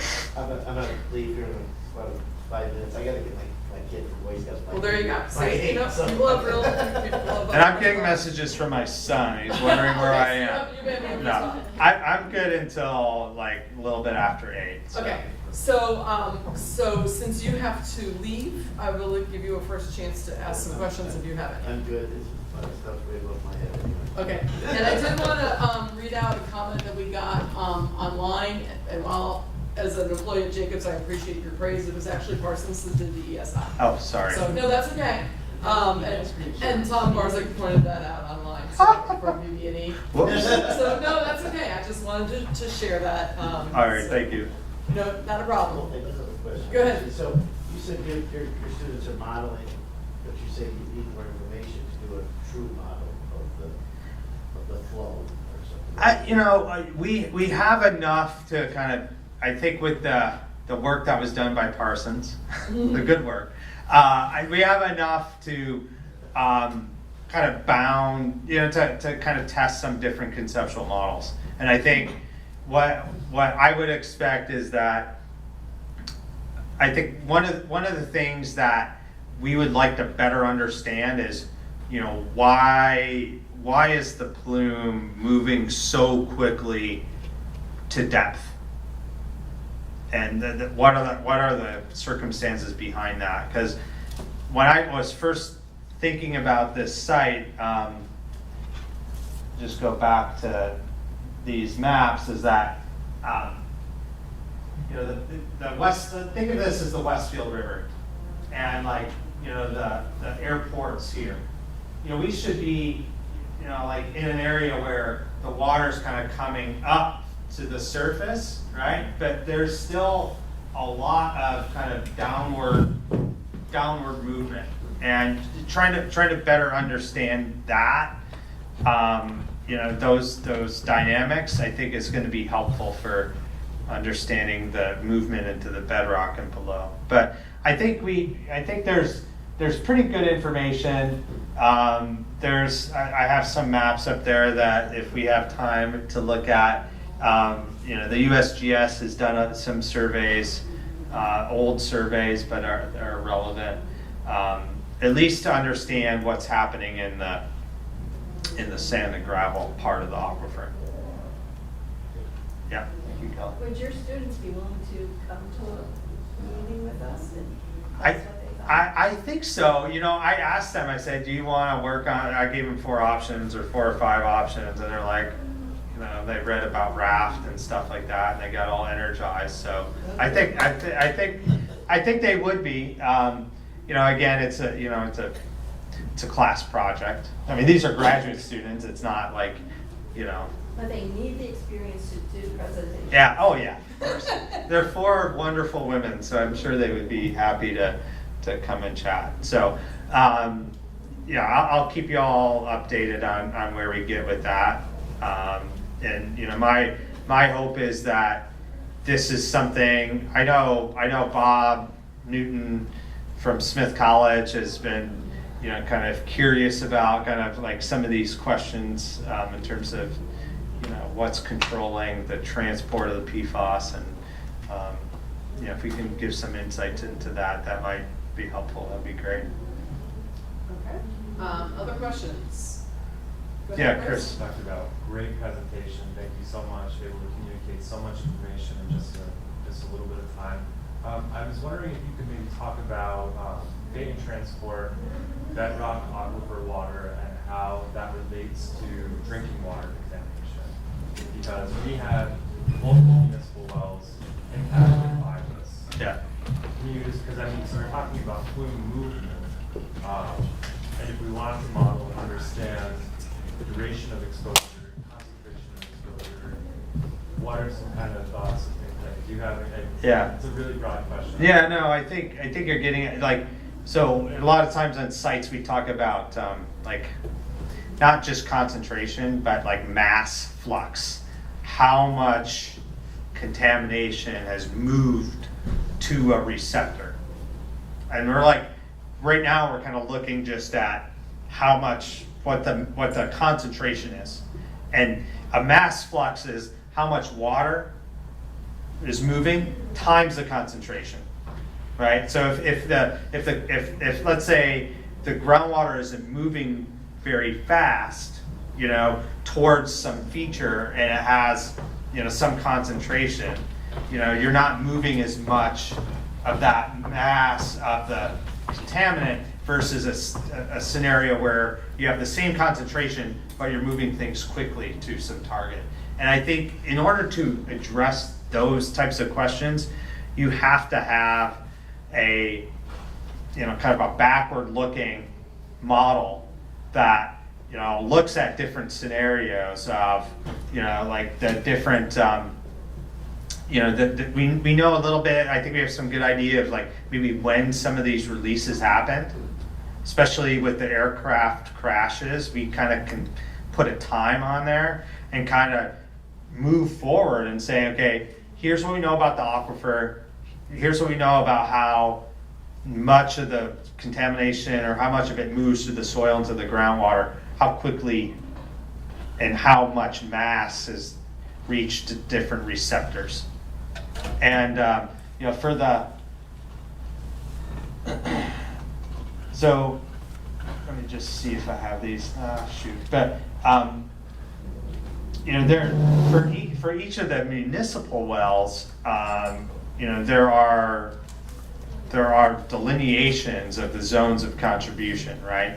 But with a groundwater flow model, that's trained on the data that was collected, you can actually look at different scenarios of release to particular features, particular wells. Now, the bed, Chris, you also mentioned about the bedrock, which tends to be, again, this is that cross section, Holyoke Range here, but below the Barnes Aquifer is, I mentioned, a sedimentary rock. It's called the New, this case down here, the New Haven Arcos. But how that contamination gets into the bedrock and how quickly it moves there, I think there's lots of outstanding questions. But we know, let me just go, sorry. I think I went too fast. These 3 wells here, and one of which has pretty high concentration of the kind of 6 PFAS, those are in bedrock, those particular wells. No, these are homeowner wells. Oh. Yeah, sorry. Yeah. Okay. Kristen, go ahead. Before you go ahead, we officially have the room till 8. I'm not sure anybody's gonna come in here and throw us out. I just wanna let you know, just in case somebody does come in here to try to throw us out. So, okay. Kristen, go ahead. Okay, well, I'll be as fast as possible. So the bedrock, is that, the bedrock area, is the fact that there is a sand and gravel pit right there, does that help move the water faster? I don't think so. No? I don't think so. Because it's in bedrock. Yeah. So it's below where the sand and gravel are? Yeah. Okay. That was my Yeah, thought, but I don't do dirt, so I don't know. Yeah, no, it definitely, I live in Sunderland, we have a huge sand and gravel pit there. I have a lot of experience thinking about those things and talking to people in town and stuff. But that has other potential impacts, but, whether or not, I think the big thing here is that it looks like you've got vertical infiltration, into the deepest part of the sand and gravel aquifer, and then into the bedrock, and then it's continuing to move along. Because in some areas, the sediments here on the what we call the delta, on the flat part, they might be up to 150, 200 feet thick of sand and gravel, and the PFAS is down below that in the bedrock. Yeah, which is, it's crazy to think about. On that slide, could your students possibly, maybe, or you speak to what would happen to the groundwater flow and to PFAS plume if 50 acres of the trees to the north of the base were removed and replaced with impervious surface? Oh, but what about the solar thing? You could all speak up a little bit, just for the folks that are online. Right, so Kathy, I don't- right above, right at the top, see that green L? Okay, so This? that is privately owned, and it is before the state, the public comment period just closed for a new development up there that clears 50 acres of trees and changes that to impervious surface, which of course will be infiltrated to the north of that big gray outline. And so my question is, if you lose all those trees and the water absorbing and transpiration that happens with trees, right? Because they hold a lot of water and they drink a lot of water. And you infiltrate, what is it? It's 27,000 gallons per inch per acre, right? Impervious surface. So you infiltrate all that water. What happens to that plume? Does it pick up the PFAS that's in the earth in that top layer and bring it toward our drinking water wells? And is that a question your students could maybe answer? I don't know about that second part, but Maybe you can answer. yeah, So that's a no on the second. yeah, I mean, so it's hard to see a little bit in these background, but these are the zone 2 wellhead protection areas that delineate but these are for these are for wells, I always get them confused, 1 and 2 down here, Yep. right? And then 7 and 8 are kind of, they're all mixed together because they overlap in this area. I'd have to look, because this area, it might be very shallow, it might be very shallow sand and gravel deposits. It might be kind of outside of the main part of the aquifer, in which case it would have a ton of influence. Even if it were, you know, it's not 100% impervious surface, right? It's gonna be, in some areas we've seen that cutting down trees actually increases groundwater infiltration. Because there's just less evaporation, less evapotranspiration. So if you increase infiltration dramatically, like 50 acres of it, north of the plume, right, is not the direction of groundwater flow south-southeast? Yeah, down and kind of, well, you can see that these are the contours that Parsons drew, yeah, kind of out down in this area. The question here, I have to look at it more carefully, but the question is, you know, is this area within, is it in the aquifer itself? Is it hydraulically connected? Yeah, that's a you question. Yeah, well, but, you know, I think it's hard to tell without, or that's a difficult question to answer because there's many factors that go into it. It's like, okay, what is the impact of, let's say, building is a subdivision? No, it's an industrial thing. Okay, or whatever, you know, on actual infiltration into that system. Yeah. So. Okay, other questions?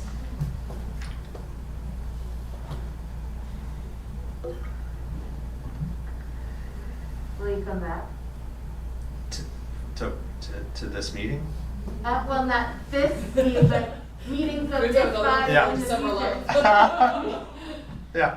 Go ahead. So, could you explain, you made a comment to expand, you were advised, or maybe from what the situation is here, expand Well, I think one thing that where the plume is and the area that we're protecting there, is that what you were talking about? there's a couple things. One, I think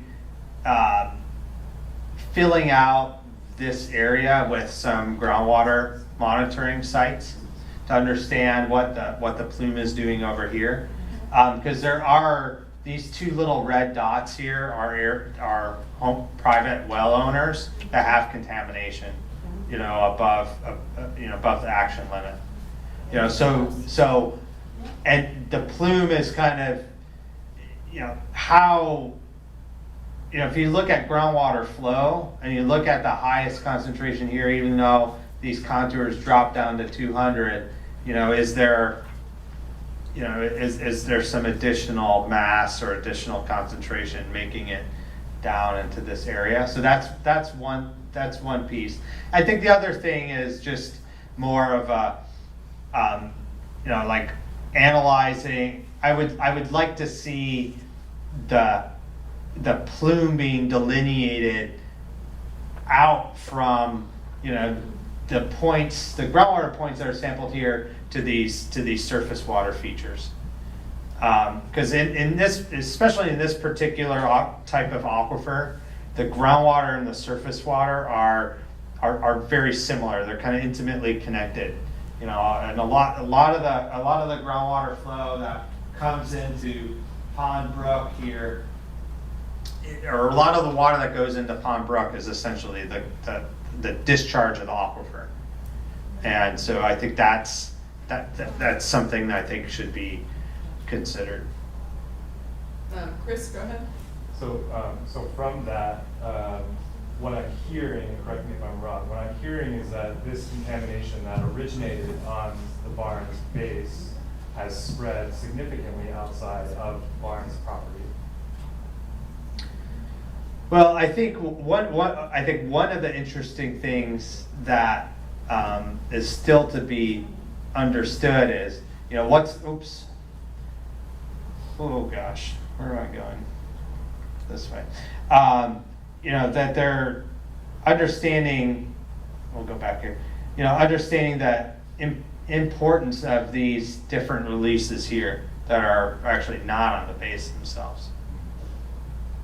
And I think understanding the soil contamination, in and around in areas up gradient and outside of those areas, outside of those AOCs could, I think, help that.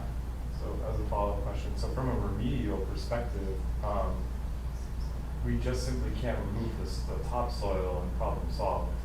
And it seems like we also simply can't just pump out millions of gallons of water underneath bedrock. Is that what I'm hearing? I think there's big challenges with that for sure. Yeah. Yeah, I mean, it's, I think obviously the areas that have been identified in the expanded site investigation, that will help, kind of get rid of those sources. But it's gonna take some time for, one of the things PFAS does is it absorbs onto organic material within the aquifer itself. So there's a kind of a common thing where you can pump, let's say, clean something up, and then as you change the concentrations and the concentration gradients and how things are moving, it might come back because it's coming back out of the organic matter to the aquifer. So that's a challenge with these types of sites. It's also a challenge of, I think, we see here, we have not only the kind of the AOCs or the, AOC 1, but also these other sites that are not even on the base, so. I had a question from earlier too that I'm just remembering. I'm Yeah. so sorry, I have so many. When you're looking at the fingerprint graphs, these like different radar maps, Yeah. It's really hard to read which ones have the highest signal. Can you just point out again on the pie maps, kind of maybe like what are like the significant spikes? Yeah, so the length of the length of the line, the height of it. Yeah, which compounds? Which compounds are those? Oh, they're hard. They're really hard to see on these. Okay. Even in the report that you have. I could go back and look at it. The two common ones that you're seeing Yeah. is PFOs and then the X. Yeah, Right, okay. PFAS and PFX. Okay, Thank so you. yeah, it's like the top. Yeah. Okay. Yeah, but I think in terms of, and I think that the rationale for looking at this is looking at kind of at those patterns and what they're related to in terms of the compounds So themselves. what's really interesting I found about this is that those are the same patterns that are in our blood monitoring as well. Okay. That was done by the CDC. Yeah. Wow. Other questions? Kristen? Thank you.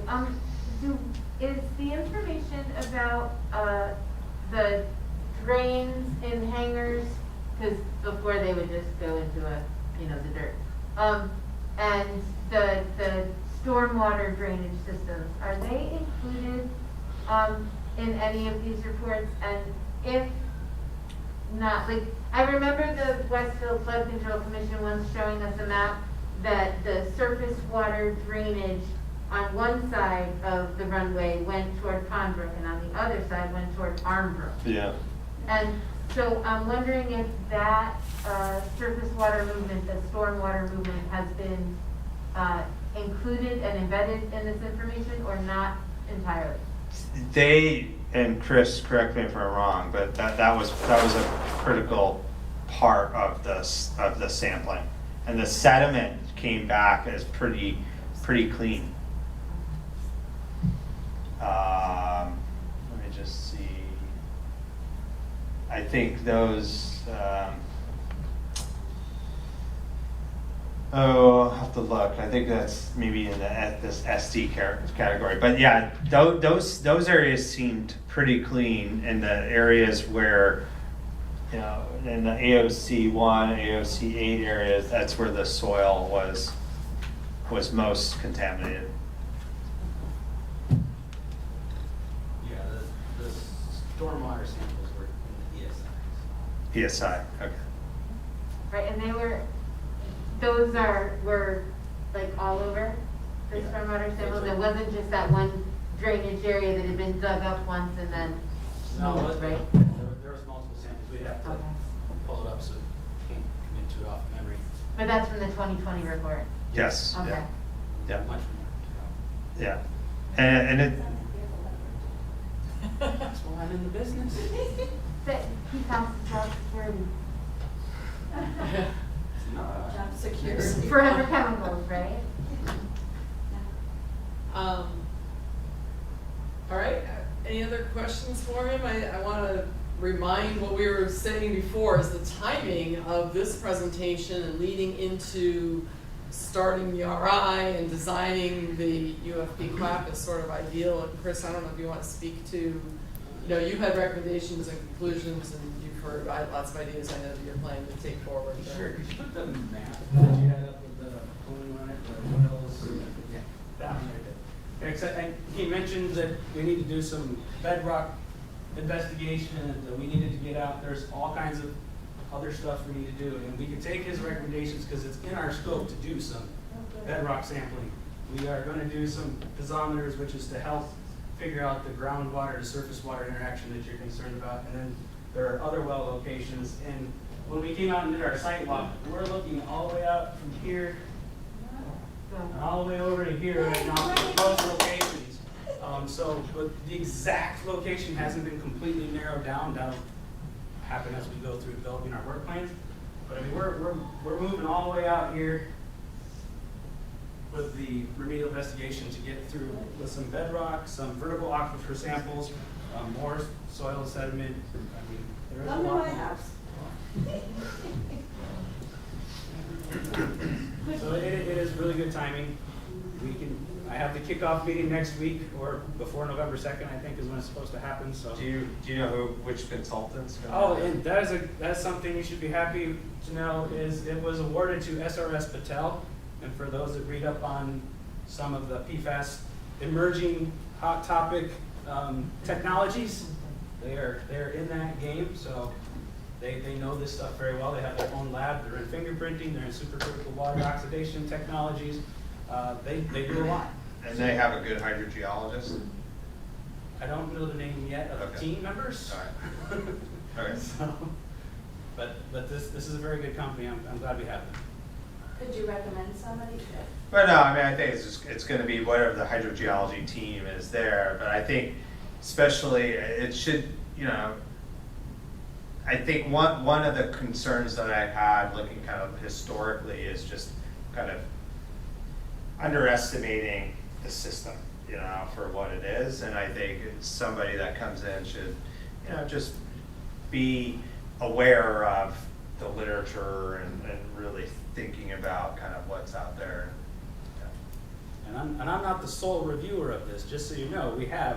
This contract is going through the Army Corps of Engineers, and on that team, you have another project manager, we have a toxicologist, you have a health risk assessor, we have another hydrogeologist. We have a big team of folks to help us review that from the government side, as well as having the contractor. It's very reputable going through things. And then do you want to mention how you also work with DEP and that relationship over here? Oh, every step of the way.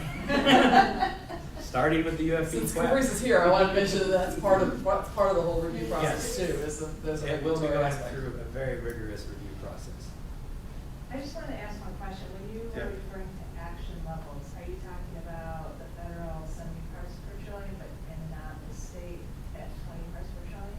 Yeah, I was talking about the federal. Yeah. I just want to make that Yeah, clear. no, I think We it's have important. two different action levels. Yeah. We need to push that in the federal level. It's not. Eventually. Yeah, I want it sooner than later. Yes, Well, Craig? EPA is going through a whole process on PFAS levels. Kristen? So I'm hoping that we can make a motion as a group to ask that the QAP include this presentation and recommendations so that we don't have to discuss it in a year that we wanted them. Is that an official thing that the RAB can do? The RAB officially requests that whoever, what was it, Patel, designs the UFP QAP include the recommendations. Like, let's just assume that we're gonna. Or at least listen to Dr. consider Bell. them. Yeah. I can take your recommendations. Yeah, They will be considered, but I have to make sure I go through with what's in been the awarded back. in my contract. Right. If a consideration is outside, I will not be able to address it at this time. It would be something as we go through this process. It might not be on the first round, it could be on the second round or third round. But we can take these considerations and try and work in, and I'll let you know which ones we can get to first. Because I'll share it with the PM from USACE, and I'm sure she'll share it with the team at Boutt. And my follow-up, a couple meetings ago, there was a discussion about how the technical team, the technical cleanup team got together, and I asked whether or not regular RAB members could sit in on that, even if we sat in the corner and didn't ask any questions. It may or may not require tape. But it was told that somebody would find out the answer and get back to me. Has anybody found out the answer? I think it was asked when Bill was still. The technical planning meetings. So you had asked to sit in on the planning meetings with the consultants, between the National Guard Bureau and the consultants. Right? I don't believe that would be something that would take place. You'd be given the minutes of those meetings. We can provide what the outcome of the minutes, but the technical planning meeting has to have a free flow of communication from the government, the contractor, and the regulators. We have to have our chance first. And then we can provide, because that is where we can't have any undue influence that could move into contract stuff that would be obligating money or providing undue influence to obligate money. Because you're kind of, we're balancing the line of what we can do that's like, this is what I have to do with a contract, and this is where I can include everything for public participation in the CERCLA process. And the first part is the UFP QAPs, where I can give you their first round of, and then the next one, I mean, you're gonna get a lot more than what is there before you get to the RI report. I mean, there's lots of steps for public participation, but we can't impede our ability to keep the project moving without incurring extra. I'm going off track here because this is an area I know I was told to stay in. Yeah. There's a So line to this stay is a on. question of transparency, not participation. And so that is why it was asked. Those meetings used to be open to RAB members in other areas of the country. And then they were closed, and then people asked for them to be open, and then they said it was a site-by-site specific thing and to ask. And so I will be asking again at, places where they get paid more than us. But my outstanding question was, even if we do not participate, even if it is just watching or just listening, the transparency of that process. There is a public involvement process in the technical planning process, which they call the TPP, and I'm trying to remember all these acronyms, and I trip up over them sometimes. There are places, and I'm just not as versed on exactly where you guys fit in.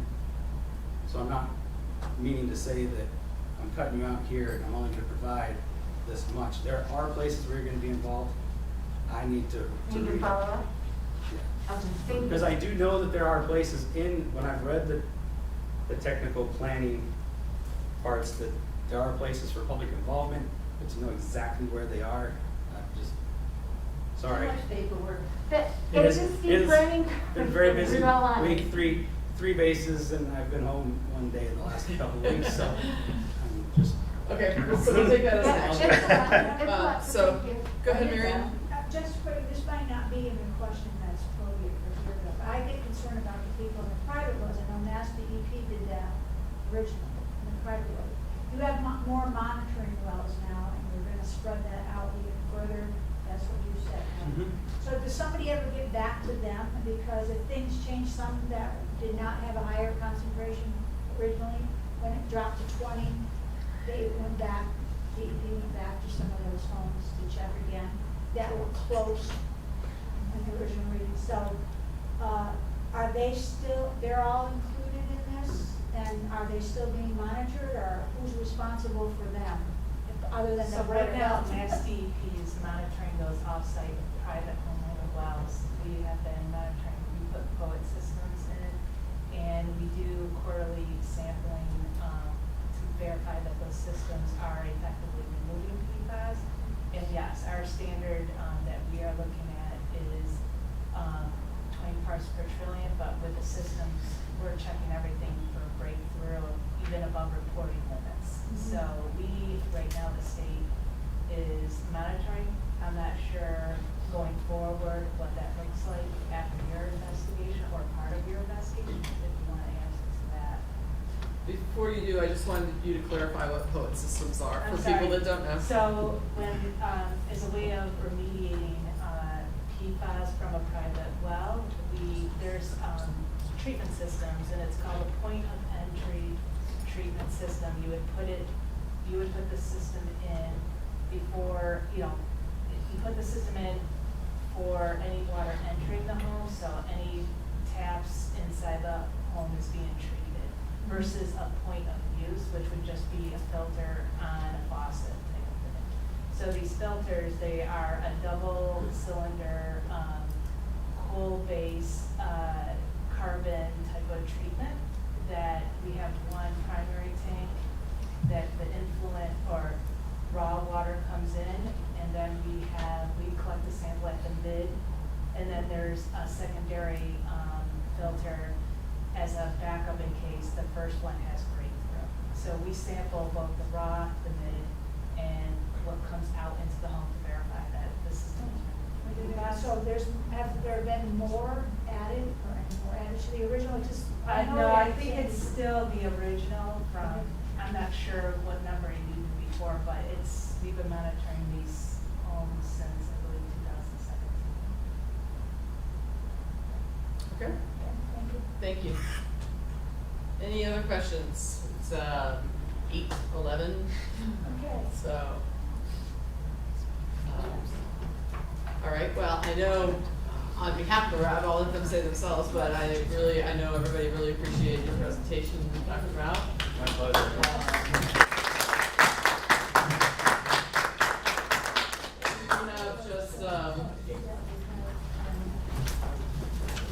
So she's on a different presentation, but I'm going to take a look at what we had left. Public questions, we did that.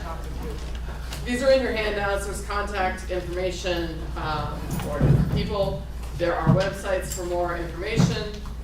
And closing remarks from Kathleen. Thank you, Amy, for being here, and thank you, everybody else. Okay, and please let Kathleen know if you have a preference, sooner rather than later, on whether you like having the meeting here or at the Westfield Athenaeum. And Colonel Hoskin, if you're still with us, do you have any closing comments? Actually, I'm sorry, we have, since I couldn't mess with this when that was. Right. Tom Barzak had one question. Are there any off-base PFAS sources worth exploring? And then I guess you didn't mention. My apologies. I didn't scroll down on my screen enough.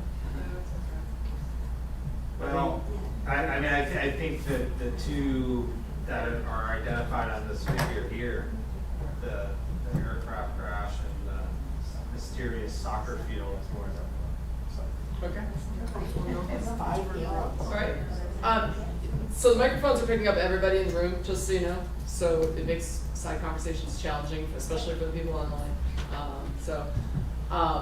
Thank you for answering that. Hopefully that answered Tom's question. Colonel Loskun, any closing remarks? I think he's dropped off. He's dropped off. Okay. Colonel, any closing remarks? Certainly. So on behalf of Colonel Loskun again, for recording purposes for people online, my name is Lieutenant Colonel Carr. We would like to thank Dr. Boutt again. Outstanding presentation, it was great. The participation in this room today was excellent. Kristen, outstanding engagement as always. As with Chris and Kathleen, we'd like to kind of do a quick shout out for our team members, Jen and Sarah, for their tour today. I'll stay as long as you guys want. If anybody else wants to talk about questions related to the tour, some of the things that are not standard that were out of scope for this. So I've got plenty of time, but thank you, everybody. We look forward to the next one. And then as far as students and you coming back and everything else, obviously we fully support it. We'll do whatever we need to do with that.